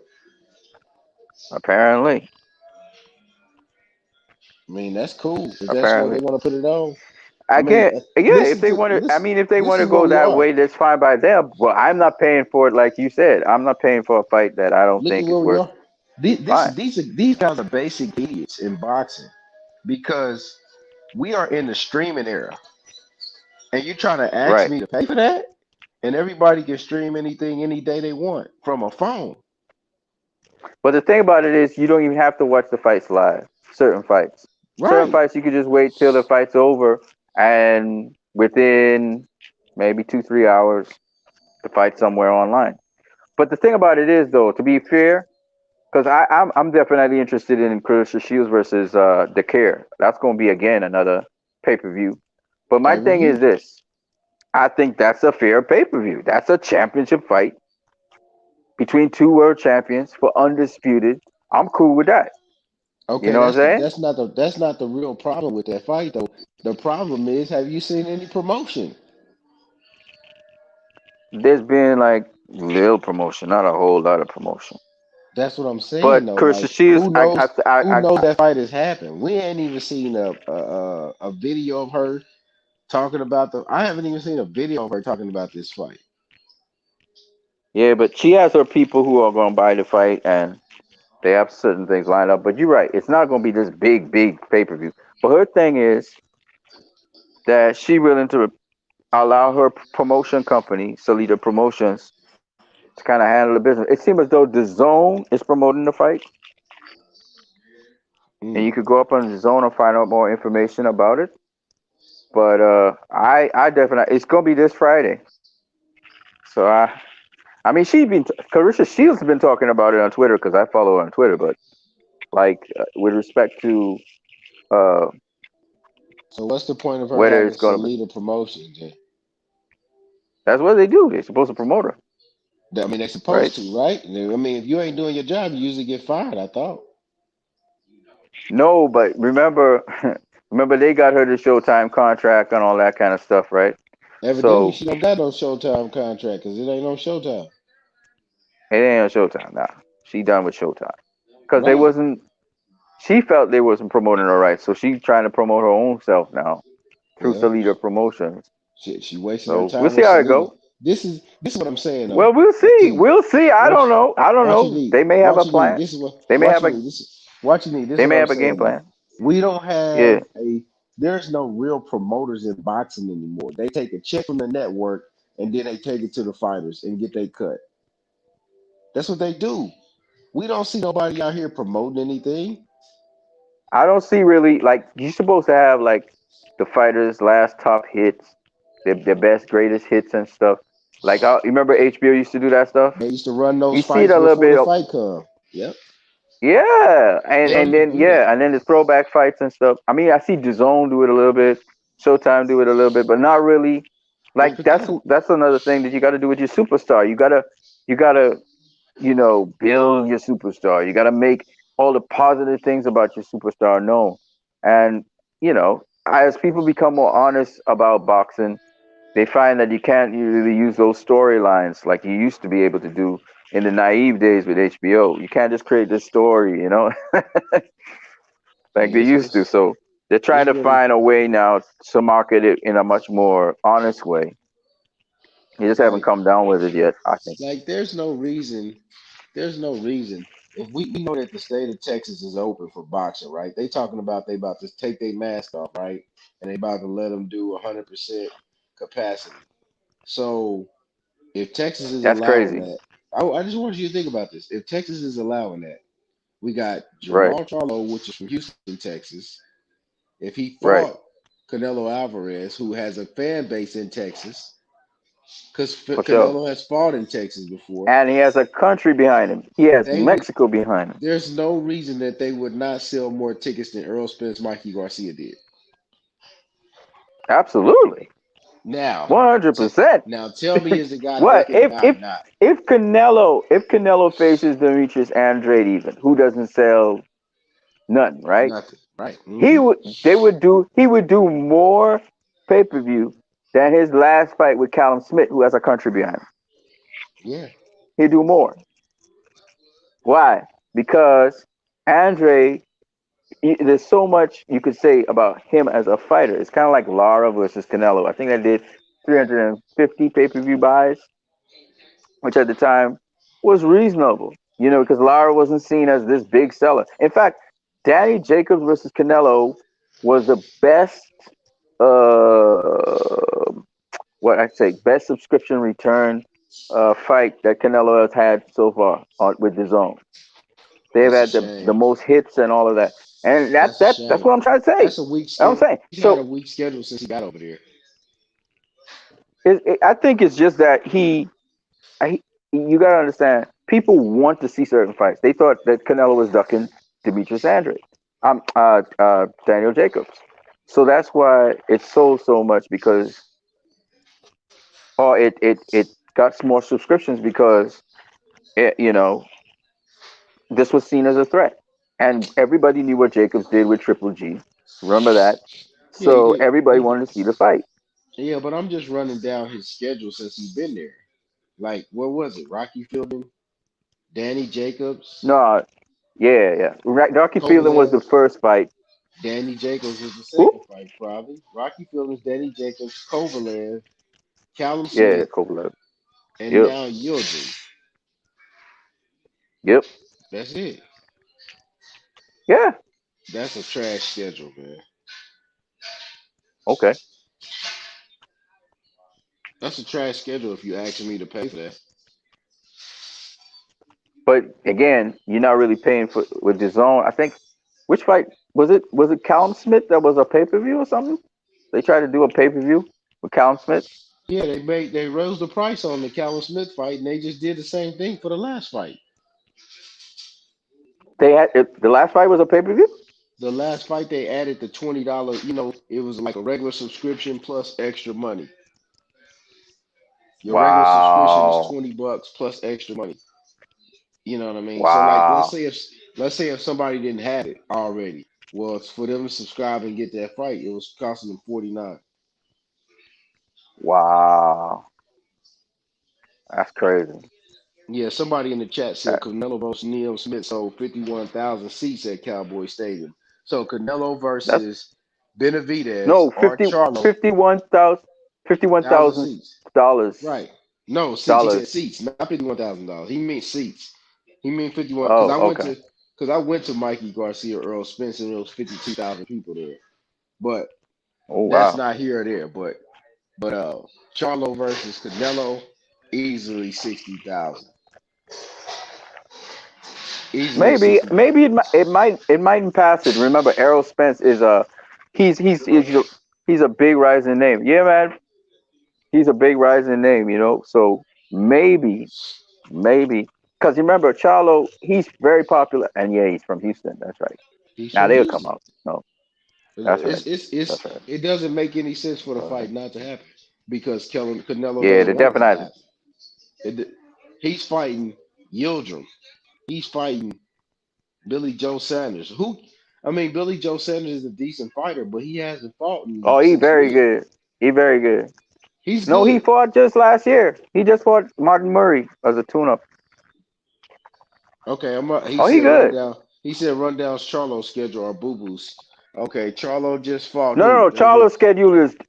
Charlo's schedule is legit. Boo Boo's schedule is eh, Horrible, horrible. That Boo Boo schedule is horrible. but Boo Boo's schedule is not that great. But No, Charlo's schedule is. I wouldn't say it's horrible. I'm just saying he fought good fighters, but he kind of like have a Triple G schedule yeah, before he faced Danny Jacobs. It's kind of like that. You know yeah. what I mean? Because they I'm not waiting on trying him. to disrespect, but Yeah, he a they're waiting champion. on him. They're waiting on him, and Yeah. everybody's trying to fight Triple G or Canelo, and they not fighting, and they not gonna fight him because they don't have no. They need to He has fight each other. They need to fight each other. But Jamal they. Charlo's schedule is pretty legit. He fought a number of world champions and future world champions, and hmm his last opponent was Derevyanchenko, for crying out loud.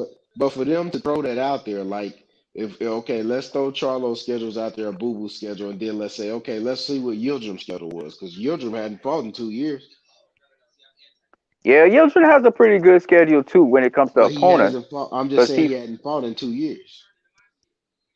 no, he hadn't fought. No, he fought last year. Yeah, 2 years. Yeah, He two fought thousand the nineteen last time was I seen him was two, against Darrell. Darrell. Yeah, good fight though. Good fight. He put up a Yeah, good fight there. He did not put up a good fight against Canelo. Now yeah, I give Canelo credit for he looked like a swimmer that dove off the diving board. he didn't even throw a damn punch, man. Come on, he didn't throw nothing for So what for a round was and he there? something. So was he there for target practice? Is what you said? What you saying? No, I think Canelo froze him up. It froze him up. You see, because he tried to do things. He Man, that tried to was a get in fake position, but fight. but Canelo knew what to do with him. Man, that was a Because fake every fight time, like the cause Kovalev fight. yeah, because you see, Canelo did his homework. So Yeah, he did a he lot of feigned him up homework. He top. gave him a check. He feigned him up top and let him pull his hands up, right? And then he go to the body. Yeah, So he got real Ninja skilled was behind the frozen. scenes. Behind the scenes Ninja was skills that we don't frozen. know about. Yeah, I- He did his homework on the guy, so the guy had no chance in hell of beating him. Like he had no chance in hell. it's laughable, man. It's really laughable, man. But It's they funny asking people because he gave Darrell a good fight, no doubt about that, no diggity. that's what they asking He gave people to Darrell pay a good for. fight. People are actually paying for that and Oh defending no, man, they shouldn't have paid defending for that. money. That's a stay busy fight, man. Come on. Man, that Even ain't if, even a if stay even if he busy had, fight. that's a stay busy fight. He was supposed to. It didn't turn out to be a stay busy fight. It was just like a. I was like, what? But like, He he fought an essential worker and got the essential worker a check. That's funny. I mean, all I say to people is, because I saw Teddy Atlas going in on Canelo and stuff.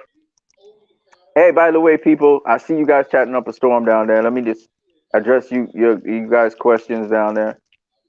Publicist John says it won't matter what Canelo does. They're just gonna say he cheated or paid the judges off. Okay, okay. I understand where you're coming from too, Publicist Strong, in the sense that dude did earn his way to where he is at, but people will always say that they're not going to see the brilliance of what he does because, to be honest with you, sometimes judges score things just way too wide, and people be like, something's up. You know, we remember the Trout fight. That fight was scored too wide. We Oh, do you remember? remember You remember the Mayweather fight? He got a 114, CJ Ross. 114 in that Yeah, fight. the CJ Ross thing. I was like, what the heck? And I mean, Golovkin with wide scores, and so I'm just saying that's where ain't no doubt Canelo's skilled. He really He's very skilled. skilled. He really He's work very hard. skilled. He work hard at what he doing and everything. But it's just that He's very skilled. you know He's probably the most skilled fighter, offense to defense transition, but he's not testing it because at 30 years old, who was Floyd Mayweather fighting at 30? 30 fight Oscar, Okay, and after Oscar Oscar, and Hatter, and then Oscar and Hatter. Oscar hadn't, He and then retired. after that, he comes back and fight who? Mosley and Marquez, right? That one he was Right? 32. 30 something. He was 30 32. something. Mosley, Marquez, and all those guys, right? Then after that, right? Most yeah, yeah, he was These are the 32. guys that we But thought that had a chance to beat him. Well, he wasn't fighting no damn Yildirim. no, because that's a stay busy fight, man. Come on. He You know wait. what? He You know wasn't. He what? wasn't You fighting no cannot. fielding. He wasn't fighting But no you can't. fielding. Yeah, but you can't compare You Canelo to can't do Floyd. it. They like You to could do it. compare That's what Canelo they to. do. That's what they do. Well, you can't. You can't. I'm Floyd. just saying. Once Floyd became world champion back in 1998, he didn't fight. You know. Well, he did fight a Yildirim or two, but he Who? didn't fight Tell like. me who. Of course, he fought Yildirim. He fought a guy called from Argentina, Carlos Rios. Who check him up. He had Carlos. good I defense remember though. Carlos Rios. I remember Carlos Rios. Yeah. That was. He And also how fought. old? I'm just saying. How old was he then? Early 20s. Oh, he's in his 20s. This man is Like 30. what? This man is 30 and moving around the divisions Yeah, but and around the but my fighters. thing. Yeah, I agree with you on that. But what I'm saying is, you can't. Here's why: Canelo fights two tough fights, then he has to stay busy in between. He always did that. You check it. You look at Tell me the when he two tough became. fights. Tell me the two tough fights that he just fought.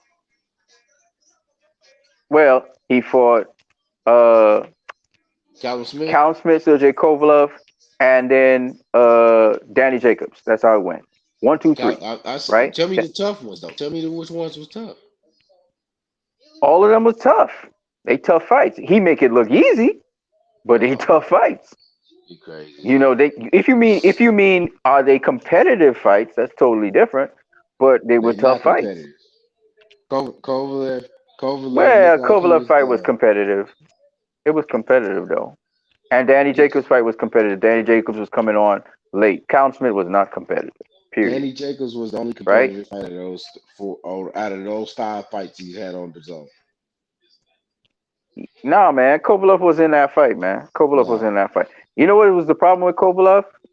His stamina. his stamina always been the problem. He always fade eight to ten. He always drop off, and then he catch it back. And that's his problem, man. He got to do something about that drinking, man. He He done, drink man. too damn much. He's too old to change it now. He's done. He's He done. drink too damn much. And then he behaves like a fool when he's not boxing. That dude. He got a lot of potential though. He could just get himself in order, but I don't know if that'll ever happen. And then I think he was caught with PEDs recently. He was supposed to have a fight canceled because of PEDs. Yo, you gone, man. You dropped off. Oh man, he dropped off. I was just so you see, guys, this is what I'm talking about. We just talking. Boxing Monster says Canelo versus Liam Smith sold 51,000 seats at Cowboy Stadium. That's crazy. I was just Liam Smith. That was ridiculous. And Boxing Monster says, run down Charlo's schedule or Boo Boo's at KP since you like running down schedule. Hey, Charlo's schedule is legit. Charlo have a legit schedule. I can tell you all that for a fact. He don't have no, you know, run of the mill schedule. I looked at it up to just recently, and I was like, damn, this dude fought. You remember J. Rock Williams? Before J. Rock Williams was unified champion, Jamal Charlo had faced him. He faced Austin Trout. This is after Eris Landy Lara had faced Austin Trout, and that was a close fight. And he had a close fight with Austin Trout as well. He couldn't get Austin Trout out of it because you know Austin Trout's skills. The only guy to stop Austin Trout is Jared Hurd, and Jared Hurd is a huge 154 pounder. You know what I mean? Yeah, but then, and then he also he faced um, Matt Korobov, a fight in which I thought he might have scraped it by. It was a close fight. I don't know how they saw it one sided, but Korobov was landing those straight lefts on him. It seemed as though he couldn't miss for a while. I mean, and then so he has a legitimate list. There's some other names I can't remember who the people are right now. Of course, he also faced right now the oldest champion in boxing at 154 is Cornelius Bundridge, and Cornelius Bundridge was the oldest champion in boxing. I think after he had beaten Carlos Molina. I think some of you guys know who Carlos Molina is, and uh, Jamal Charlo, he beat him. He beat him real bad. He really put a beating on him. Then of course Brandon Adams, 154 pounder, but really skilled, slick, and all that. And he beat Brandon Adams, which has a style something like Canelo's, not really like Canelo's, but something like Canelo's. He got skill, but that boy got skill. Canelo's going to do Charlo like Yildirim. Uh, I mean, nah. Charlo's too strong, man. And plus, Charlo is much faster, sharper. You know, he does box from range. He does use the jab, so that's something that Canelo's familiar with. But he's very sharp, and I mean, you got to give him much more credit than people think. He's a fighter that studies his opponent. He is somewhat of a thinking fighter, and not as much of a thinking fighter, I think, as Demetrius Andrade, as again, just from the way how these guys think and reason. But I'm not saying that Charlo don't do his homework. He does his homework, and I can't. He'd be a good test, I think, for Canelo. He'd be a good test for Canelo. You know what I mean? But a shout out to my brother KP from KC. Very honest conversation. He's right. You know, um, there are things that, and I think there was another fan who came on here and said, you know, Canelo just don't give us the fights we want to see when we want to see them, and that is true to some degree. I mean, he gave us the Triple G fight. He gave us the Lara fight. Everybody wanted to see that. So that was good. But he hasn't given us the Andrade and the Charlo fights, you know. But I always say, what don't meet you hasn't passed you. You know what I mean? So what do I mean by that? I mean that hold on a second here. Let me back up a bit. I mean that Canelo, if he hasn't faced Jamal Charlo and Boo Boo Andrade yet, remember they're still in their primes, right? I think Charlo's 30, just like Canelo. I think Boo Boo's 31, 31. So they're around they're still in their primes. So they can still face each other. And the longer, it takes for Canelo to face an Andre or to face a Boo Boo, is the better Boo Boo could be and the better Andre could be. You know what I mean? I mean, the better that Charlo could be, not Andre. So all of that kind of goes into play. Boxing Month. Mikey Garcia versus Errol Spence sold 47,000 seats according to AT&T Stadium info. And I was also there. It was nowhere sold out. Okay, I did not know that. So there you go. So Actually, Canelo is a bigger draw than Errol and Mikey. Of course, this is early in Errol's career. Early Mikey's doing his thing late in his career. But I mean, you got your facts, brother. You got your facts, Boxing Monster. I gotta give you that.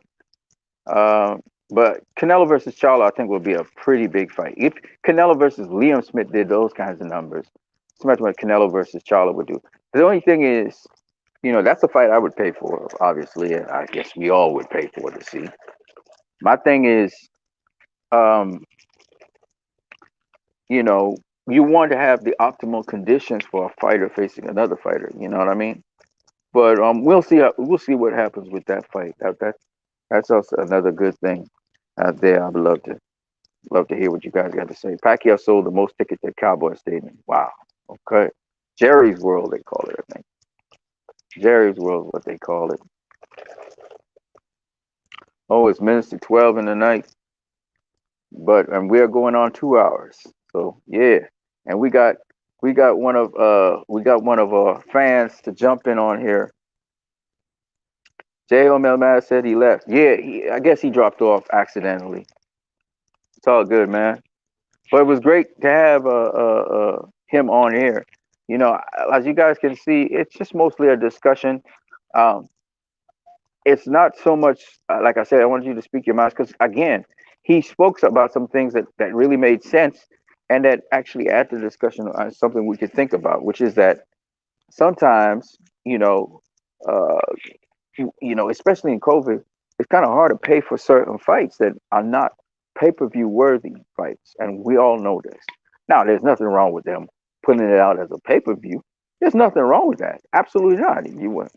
But if people buy it, great. But if it doesn't buy, it's because that's not the demand fight. That's not the fight everybody wants to see. You get pay. You can do fights on pay per view when it's a fight that everybody wants to see. And I don't know where they get their data from to determine what fights should be pay per view or not. But they need to figure out why they think, because it could be somebody coming up with a great idea. Oh, this is a great idea. Match these two together. It'll be a pay per view because people like to see action packed fights. Okay. But the thing you got to ask yourself is, sorry about the camera going all over the place, but the thing you got to ask yourself is, yeah, it's an action packed fight. It definitely be fan friendly, but will people pay to see it? Did you do a survey or anything to find out if people would pay to see that fight? Did you check really? And how recent are your surveys or polls? That's the question. You know what I mean? And of course, casual fans versus, because when you want to make big money in pay per view, you got to get the casual fans, right? So casual fans and their preferences versus maybe hardcore boxing fans and their preferences are two different things, right? So anyway, it was good having my dude up in there, KP from KC. And if you guys want to jump in as well and say your piece, jump in and say your piece, man, and contribute to different things that we may not have looked at or seen or thought about, in boxing. That's how the sport. When boxing fans, give an interesting perspective, a clear perspective on things that we probably already thought about or considered. Yeah. So I'm gonna keep the lines open for a bit more before shutting everything down. Remember, you can check. Just click on the link at the top of the chat to join the chat. And yeah, man, we buzzing. We doing what we doing, but at the same time, doing what we doing, we'll focus on other things. Shout out to KP from KC for coming through. Well thought out, sensible thing. And you remember, people, and especially in this environment, they don't have unlimited supplies of money. So the entertainment industry needs to understand that. But it'll be interesting to see people come out for fights and see the fans in the stadiums again. I don't know if it might be premature to go ahead and have people get back into the stadiums at this time of COVID, even though summer's approaching and so on, spring's here. You still want to make sure that you put some sort of restriction. Maybe people go back in the stadium with masks. Don't just pull away the mask law. So I don't know how crazy. That might be a little bit premature. In my country, we're not doing that yet. A boxing monster says KP's another delusional fan. Canelo has fought the toughest schedule in boxing in the last 3 years, yet people still complain. I don't think he's delusional. What he's basically saying is, if I was to paraphrase him though, he's saying the fights that the fans want to see, and I think this was a fault that Floyd Mayweather had too, to some degree. Sometimes the fights that the fans want to see, they don't see them. You see, so it's trying to deliver the fight sometimes. That could be a problem, a business problem. He was saying that he thought that, yeah, the Canelo's fights on DAZN, all his fights on DAZN were lame fights. I think that's what he put it as. I personally feel a little bit different to him on that, but that's my personal preference and my opinion. And he was there to express his opinion. You know what I mean? And when it comes to opponents for pay-per-view or pay-per-view worthy opponents, which is why you pick the zone to get pay-per-view like fights, even if it's one or two, that they are delivering to you cheaper. And now the zone is raising their prices and everything. I think I get where he's coming from in that respect. And in terms of, they're not bad opponents at all. Danny Jacobs is was a good opponent. Kovalev, good fighter. Uh, Count Smith's a good fighter. But are they pay-per-view worthy fights? Are they the hot fights? The zone should have delivered the hot fights. In other words, he's saying the Charlos, the Charlo, Jamal Charlo should have had seen that fight. That's what they're trying to say. The Triple G third fight, deliver that fight. You know what I mean? This is where he's coming from. That a pay-per-view worthy fight. Not so much Demetrius Andre, but I think Demetrius Andre would have sold some because Canelo's a draw. Canelo's definitely a draw. And can't get this one first in. Then I gotta go all the way down the side of the house. I'll do that tomorrow. Hopefully the water pressure's not high. I give them a good soaking. Yeah. So why doesn't Charlo Boo Boo fight Danny Jacobs? That's a good fight. Again, Charlo has history with Danny Jacobs. That would be a good fight. Um, I think when the COVID ends, that's when we can get fans into the stadiums. I think that those will be even better fights. Because remember, why these fights are even pay-per-views, because we can't get fans into the stadiums, which is a very important point that I just thought about. So a lot of these fights are pay-per-view fights, not because they're pay-per-view worthy, but because this is the way they can make the money off the fights because there's no fans in the stadium, right? So they got to make it money somehow. So that's why I guess they are pay-per-view fights. I just thought about it, and that thought just crossed my mind. Um, but as soon as those fights could be in the stadiums, the thing about it is, I guess KP from Casey's making this point as well, is that you want to put value to a pay-per-view fight. So you want to have a really great matchup, which is something people want to see, which is kind of like what um, Tyson versus Roy Jones Jr. was kind of a matchup that we wanted to see. Not necessarily that it was a good fight, but it was a matchup that we wanted to see. So I think that's the thing with the pay-per-view right now. Floyd wanted to do a pay-per-view fight with Logan Paul, and he might be able to pull it off a little bit because, again, Floyd is a guy who's branded himself a certain kind of way. And even though it's not even a worthy fighting event at all, but because it's the brand of Floyd Mayweather, he gets away with those kinds of things. Don't make a ton of money like how he used to when he was fighting, but the point is, he can get away with it. Anybody else can't get away with that. You know what I mean? Not even Pacquiao. And Pacquiao's a crazy name. You know. All right, that's it for tonight. I have to do something else about this tomorrow. The other plants on this side, did you get them? I got them. I just didn't do the ones in the shade. In the back, yeah. And on the side. Let's see what you do about that. Yeah, so boxing's a fun, interesting thing. But I personally, again, my opinions on this issue are irrelevant at this point in time. But Canelo.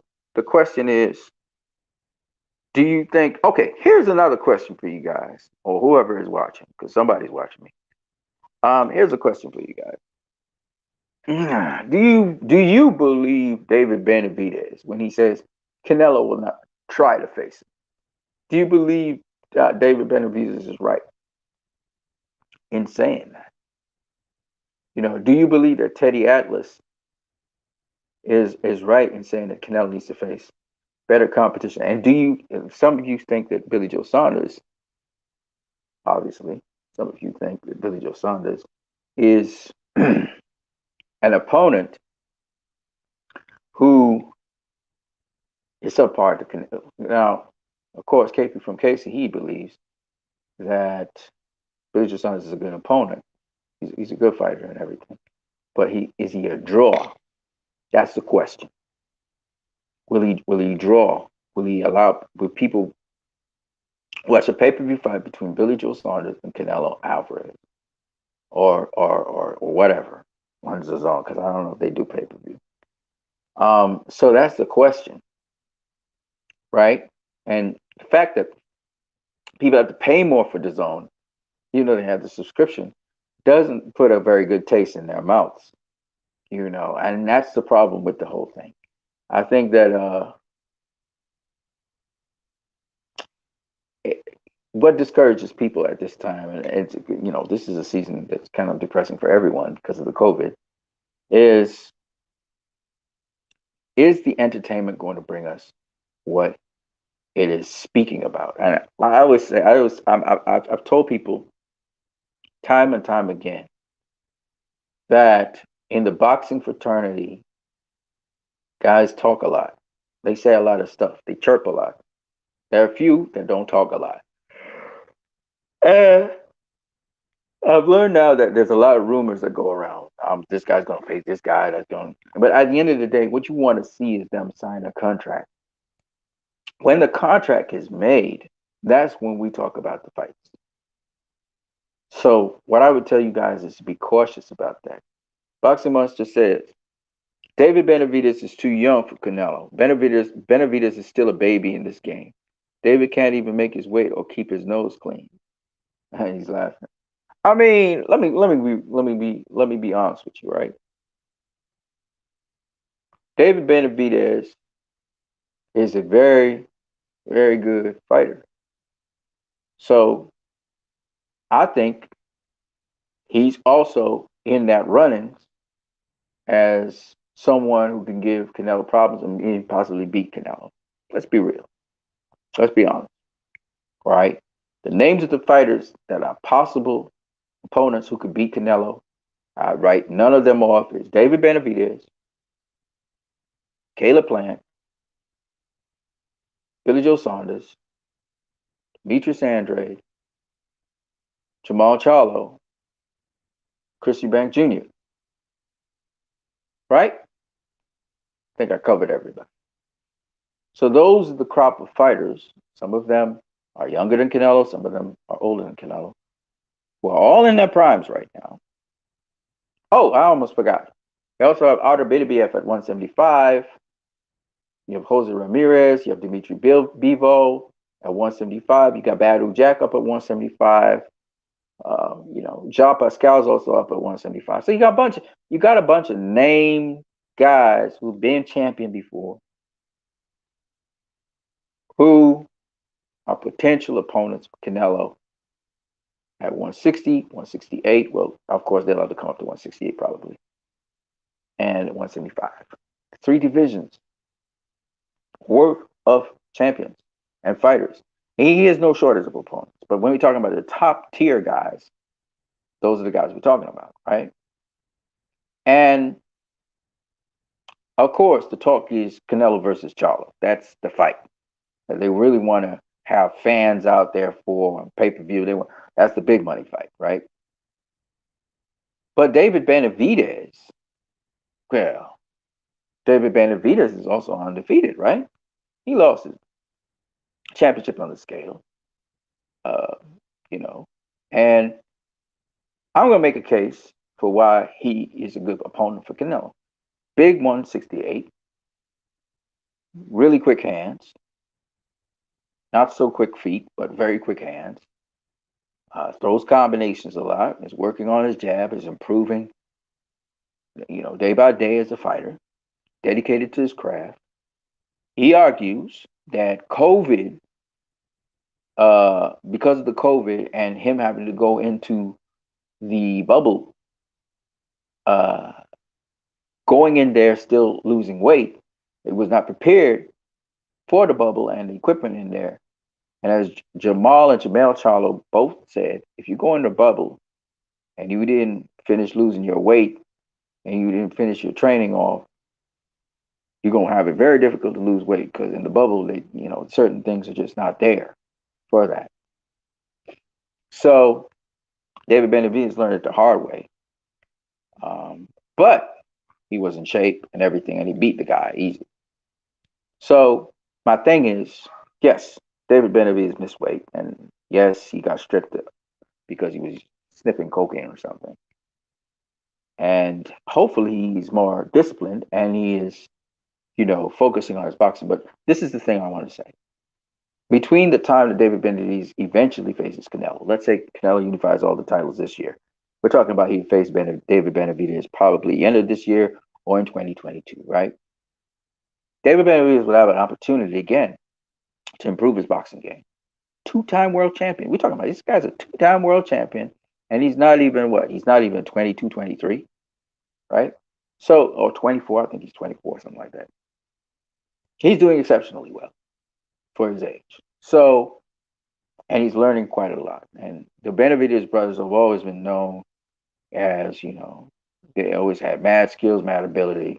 They're like the Durrell brothers, except Benavidez finally faced 37-year-old Anthony Durrell, 35 or 36-year-old Anthony Durrell, and he beat him.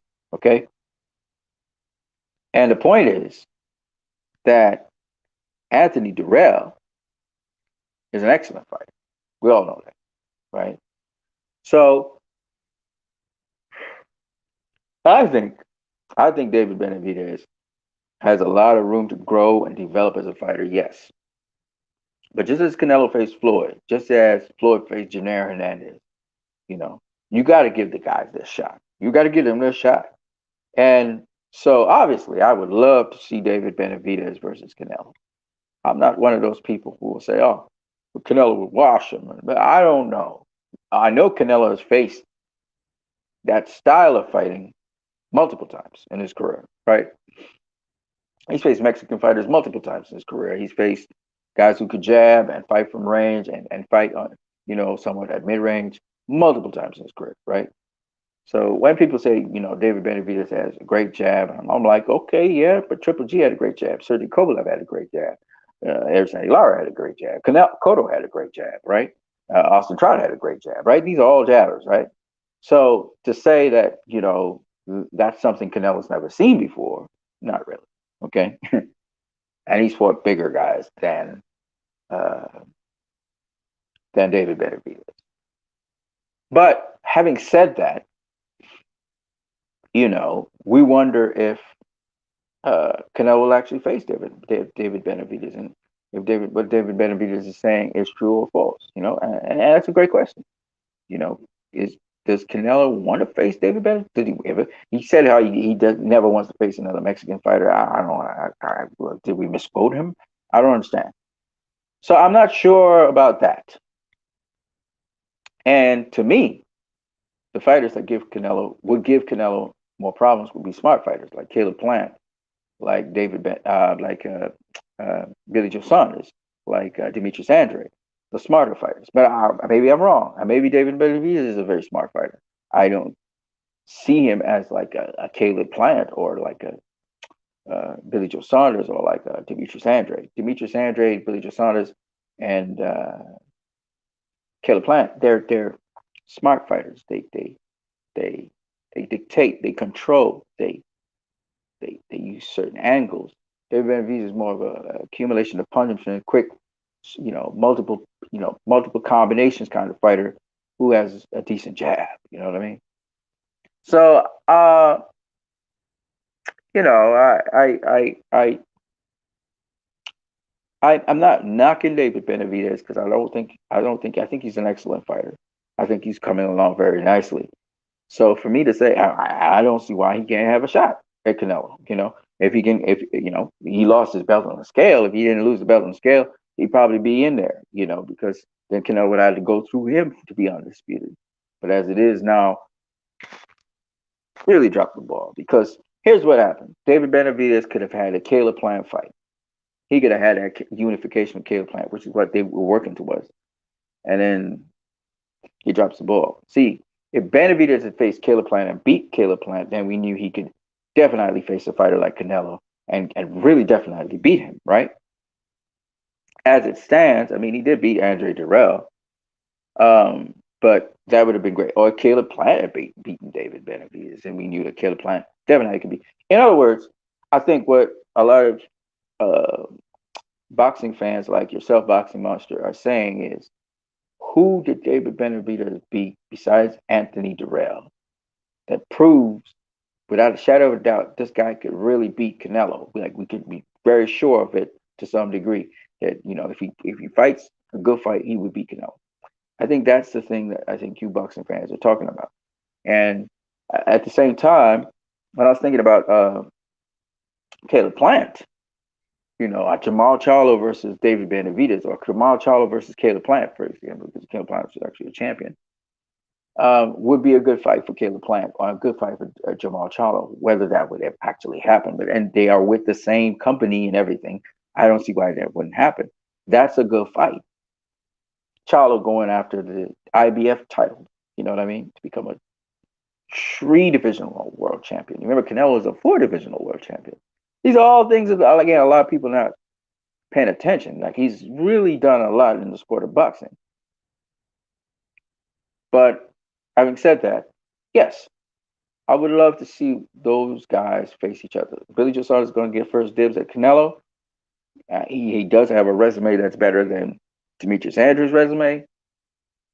Even though Demetrius Andrews, I believe, is I think he's one of the best opponents that Canelo could ever face. I think he would be the defining factor, but he hasn't faced the opposition to really stress that case. The I factor that we see with him, unfortunately, he has not had competition to commensurate that. Jamal Charlo has. Jamal Charlo, we could say, based on his competition, is more proven than Demetrius Andrews, sadly. Um, so, and Billy Joe Saunders also is more proven resume wise, that is, than Demetrius Andrews, which is very sad to say, you know. So it's for that reason that you know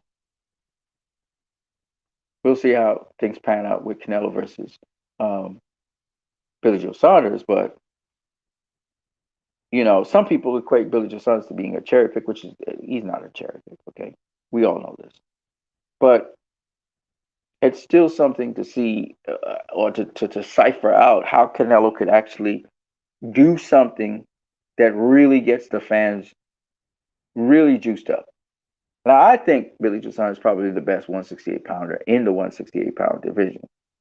I said that I thought Benavidez and Callum Smith were the least as good. I thought Caleb Plant was better than them, just lack of experience. So it's interesting that Canelo's fighting the two fighters I want to see him face, which would be Caleb Plant and Billy Joe Saunders. This is just my personal preference. I think he's doing the things that I would have done if I was him. And I think that Benavidez, I mean, if Canelo beats, say for instance, he beats Saunders, if he beats Saunders, this is if, and if he gets the Caleb Plant fight and he beats Caleb Plant, so he becomes undisputed. I really, I, I really don't think that it would be something too remote to face David Benavidez. Or if David Benavidez faces Jamal Charlo, Benavidez Charlo winner. Like I'm not sure how, but I don't. To be honest with you, I don't see Jamal Charlo all eager to face David Benavidez. That's the problem. There's talks going on between them publicly, social media, but there's no. It doesn't seem like Jamal is really interested in going up in weight and facing David Benavidez. Like the thought of leaving his WBC title behind and going up to face David Benavidez doesn't seem to be something he's really serious about or committed to doing. But again, it riles up the fans, and the fans are like, "Yeah, Charlo versus Benavidez." But is it something that will happen? You have to see it. They have to actually do contracts. So that's why I say I'm not, because for all the talk about Canelo ducking these guys ain't doing nothing though, right? That's what we say, right? Who are the top name guys that these guys are facing? They're not facing, the Triple G doesn't want to face Charlo or Demetrius Andre. Don't look like that. Charlo don't look like he want to face Andre. Andre, he's trying to get a fight with Billy Joe. Billy Joe looked like he gonna go after Canelo, which you can't fault him for now. And Andre's left, dangling there. Liam Williams wants to face Andre. That was a long delayed thing that was going on there between those two, but it seems like Liam Williams is gonna get his fight with Andre. In the meantime, who's Jamal Charlo gonna face? And in the meantime, there's also a vacant WBA title sitting down there, super title. So I don't know how this will all pan out. I think that Chris Eubank Jr. may fight for that title against Murata, maybe. But the thing is, you know, the thing about this is that you can have all these champions, but if these champions don't want to face each other, and nobody wants to face each other. Nobody wants to face each other. That's a problem, right? Because it can't just be Canelo everybody wants to face. Because that sounds kind of like the days of Floyd. It almost sounds like Floyd all over again. When Floyd faced Oscar De La Hoya, became the cash cow, and then after that, he faced Ricky Hatton. Everybody was calling him out. Paul Williams was calling him out. Um, Antonio Margarito was calling him out. Uh, yeah, those were the guys that were calling him out. But yet, Antonio Margarito never faced Shane. Oh, yes, he did face Shane Mosley. They all basically faced each other eventually. They didn't at the time. It was calling out Floyd, but it wasn't facing nobody else. Paul Williams had faced Antonio Margarito, right? Paul Williams never faced Miguel Cotto. Um, and if I'm not mistaken, Miguel Cotto faced Shane Mosley, faced Sav Judah, faced Antonio Margarito. So he was taking them down one by one, but he didn't. He never faced Paul Williams. He never faced Ricky Hatton. So I'm just saying these guys are calling out Floyd, but they're not. They were facing each other, but in time.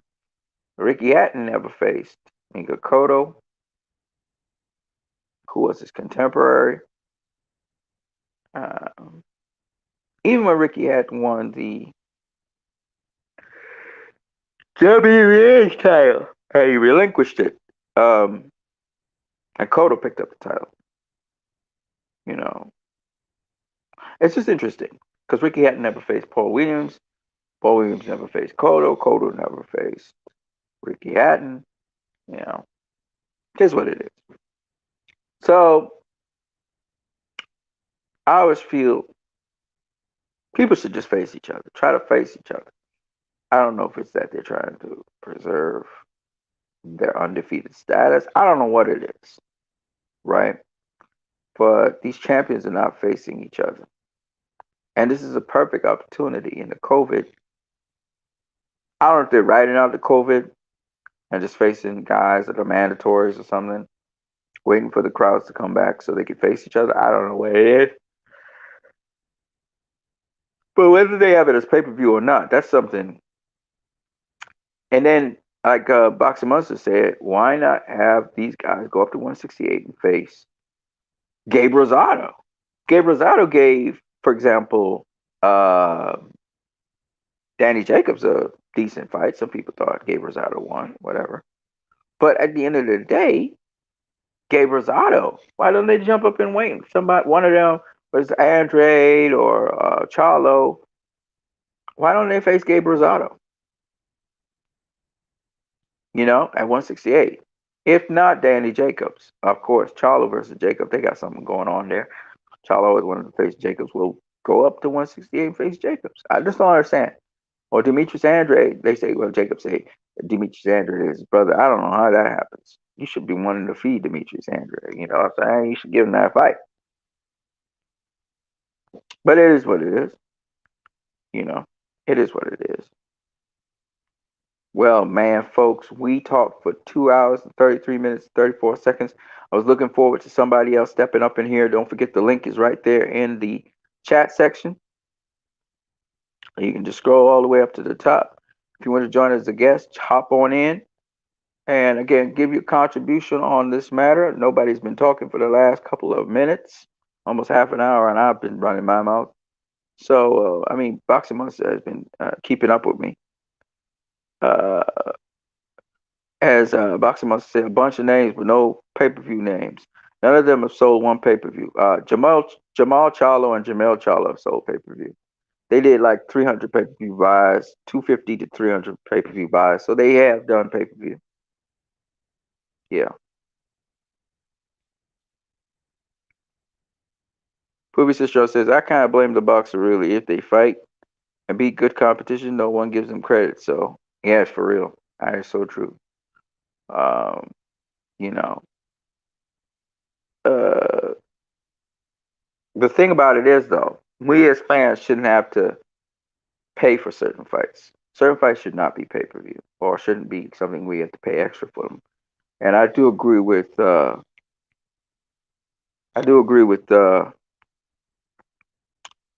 KP from KC in that I don't think that we should be paying for Yildirim versus Canelo. That's a stay busy fight, and we all know that.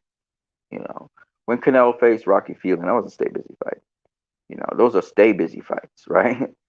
um, I do believe that the other fights were very credible. The Kovalev fight was not a stay busy fight. Um, Danny Jacobs fight was definitely not a stay busy fight. Um, Callum Smith wasn't a stay busy fight. Callum Smith didn't look like he belonged in the ring with Canelo. It was Callum Smith's not supposed to be a stay busy fight. He was a lineal champion. Had beaten George Groves. He had beaten, you know, some good fighters. I'm not saying that uh, he was the best super middleweight out there. I think it's Billy Joe Saunders, then Caleb Plant. But I'm just saying that he wasn't a stay busy fight. Canelo made it look like he was a stay busy fight, but he wasn't. And another thing I would say, just my opinion is now coming out, is that Canelo can make a fight look easy, but that doesn't mean the fight is an easy fight, right? And I'll give you a perfect example of that. Canelo beat Erislandy Lara, right? Okay, that didn't look like a stay busy fight and didn't look like an easy fight. But the way how Canelo dealt with, for example, a Danny Jacobs, he made the fight look easier than it really was, right? And Danny Jacobs was a guy that gave Triple G all kinds of problems, right? So when you do your homework on opponents, when you really study them well, when you, at least your trainer, Eddie Reynoso, he does his homework on fighters, you're going to get those kinds of clinical performances because it'll prepare you properly for the fight. This is what a lot of people don't understand. Same thing with Floyd, same thing with Andrew Ward. Those kinds of fighters prepare so very well for the fights that they have to face. They can make the fighters look less than they really are. I personally believe that's the same thing Canelo does. Um, you do due diligence on a fighter, you make him look substandard and subpar to what he really is, because you're going to take away certain things that he normally does, and you're going to play to your strengths and replace what you've nullified him with your game. So, you know, well, people, we're going to wrap it up right here. It was nice talking with you guys. Shout out to KP from KC for his contribution. Shout out to each and every one of you guys, whether it's Poobie Strong, Boxing Monster, whether it's J Home El Maz, or whether it's Matthew Sanabria. And then also in the building was Aiden Esquier. So all of you guys were in here. XX Raw 2013 also came through. So it was really good to see all you guys come through tonight. Don't forget to spread the information about me just letting you guys say your piece on these things. I know you guys can chat up a storm. Um, look forward to more of your comments on this channel. Try and do another session sometime, maybe for the Carissa Shields fight if I'm watching it live. I'm interested in buying that fight, and the details you can find on the Zone on their website. And I guess that's why a lot of these fights are pay-per-view, because you can't really have a lot of fans in the stands. And it's a really good fight. Like KP from Casey said, it wasn't just, he didn't think it was advertised well enough. But nonetheless, we're going to try and push it. And I'll do some features on Canelo. I'll do some features on Carissa Shields. I'll do some features on, and what I might do in the future is do some features on the fighters as there's an upcoming fight, and maybe predictions on it, so I can recap some of the good things that the fighters did. I think I'll try and do a piece on Carissa Shields for that upcoming fight this Friday. So, guys, this is what you need. It's 12:20 in the night where I'm at in Trinidad and Tobago. I don't know what your guys' time is like, but I want to wish you guys a good night. I gotta get in my bed and sleep, start work tomorrow. Um, but hopefully, we can talk more about this. I'm gonna go on the next channel for those of you who know my next channel, which is Christ I Am Disciple. I'm gonna go on that channel, and I'm going to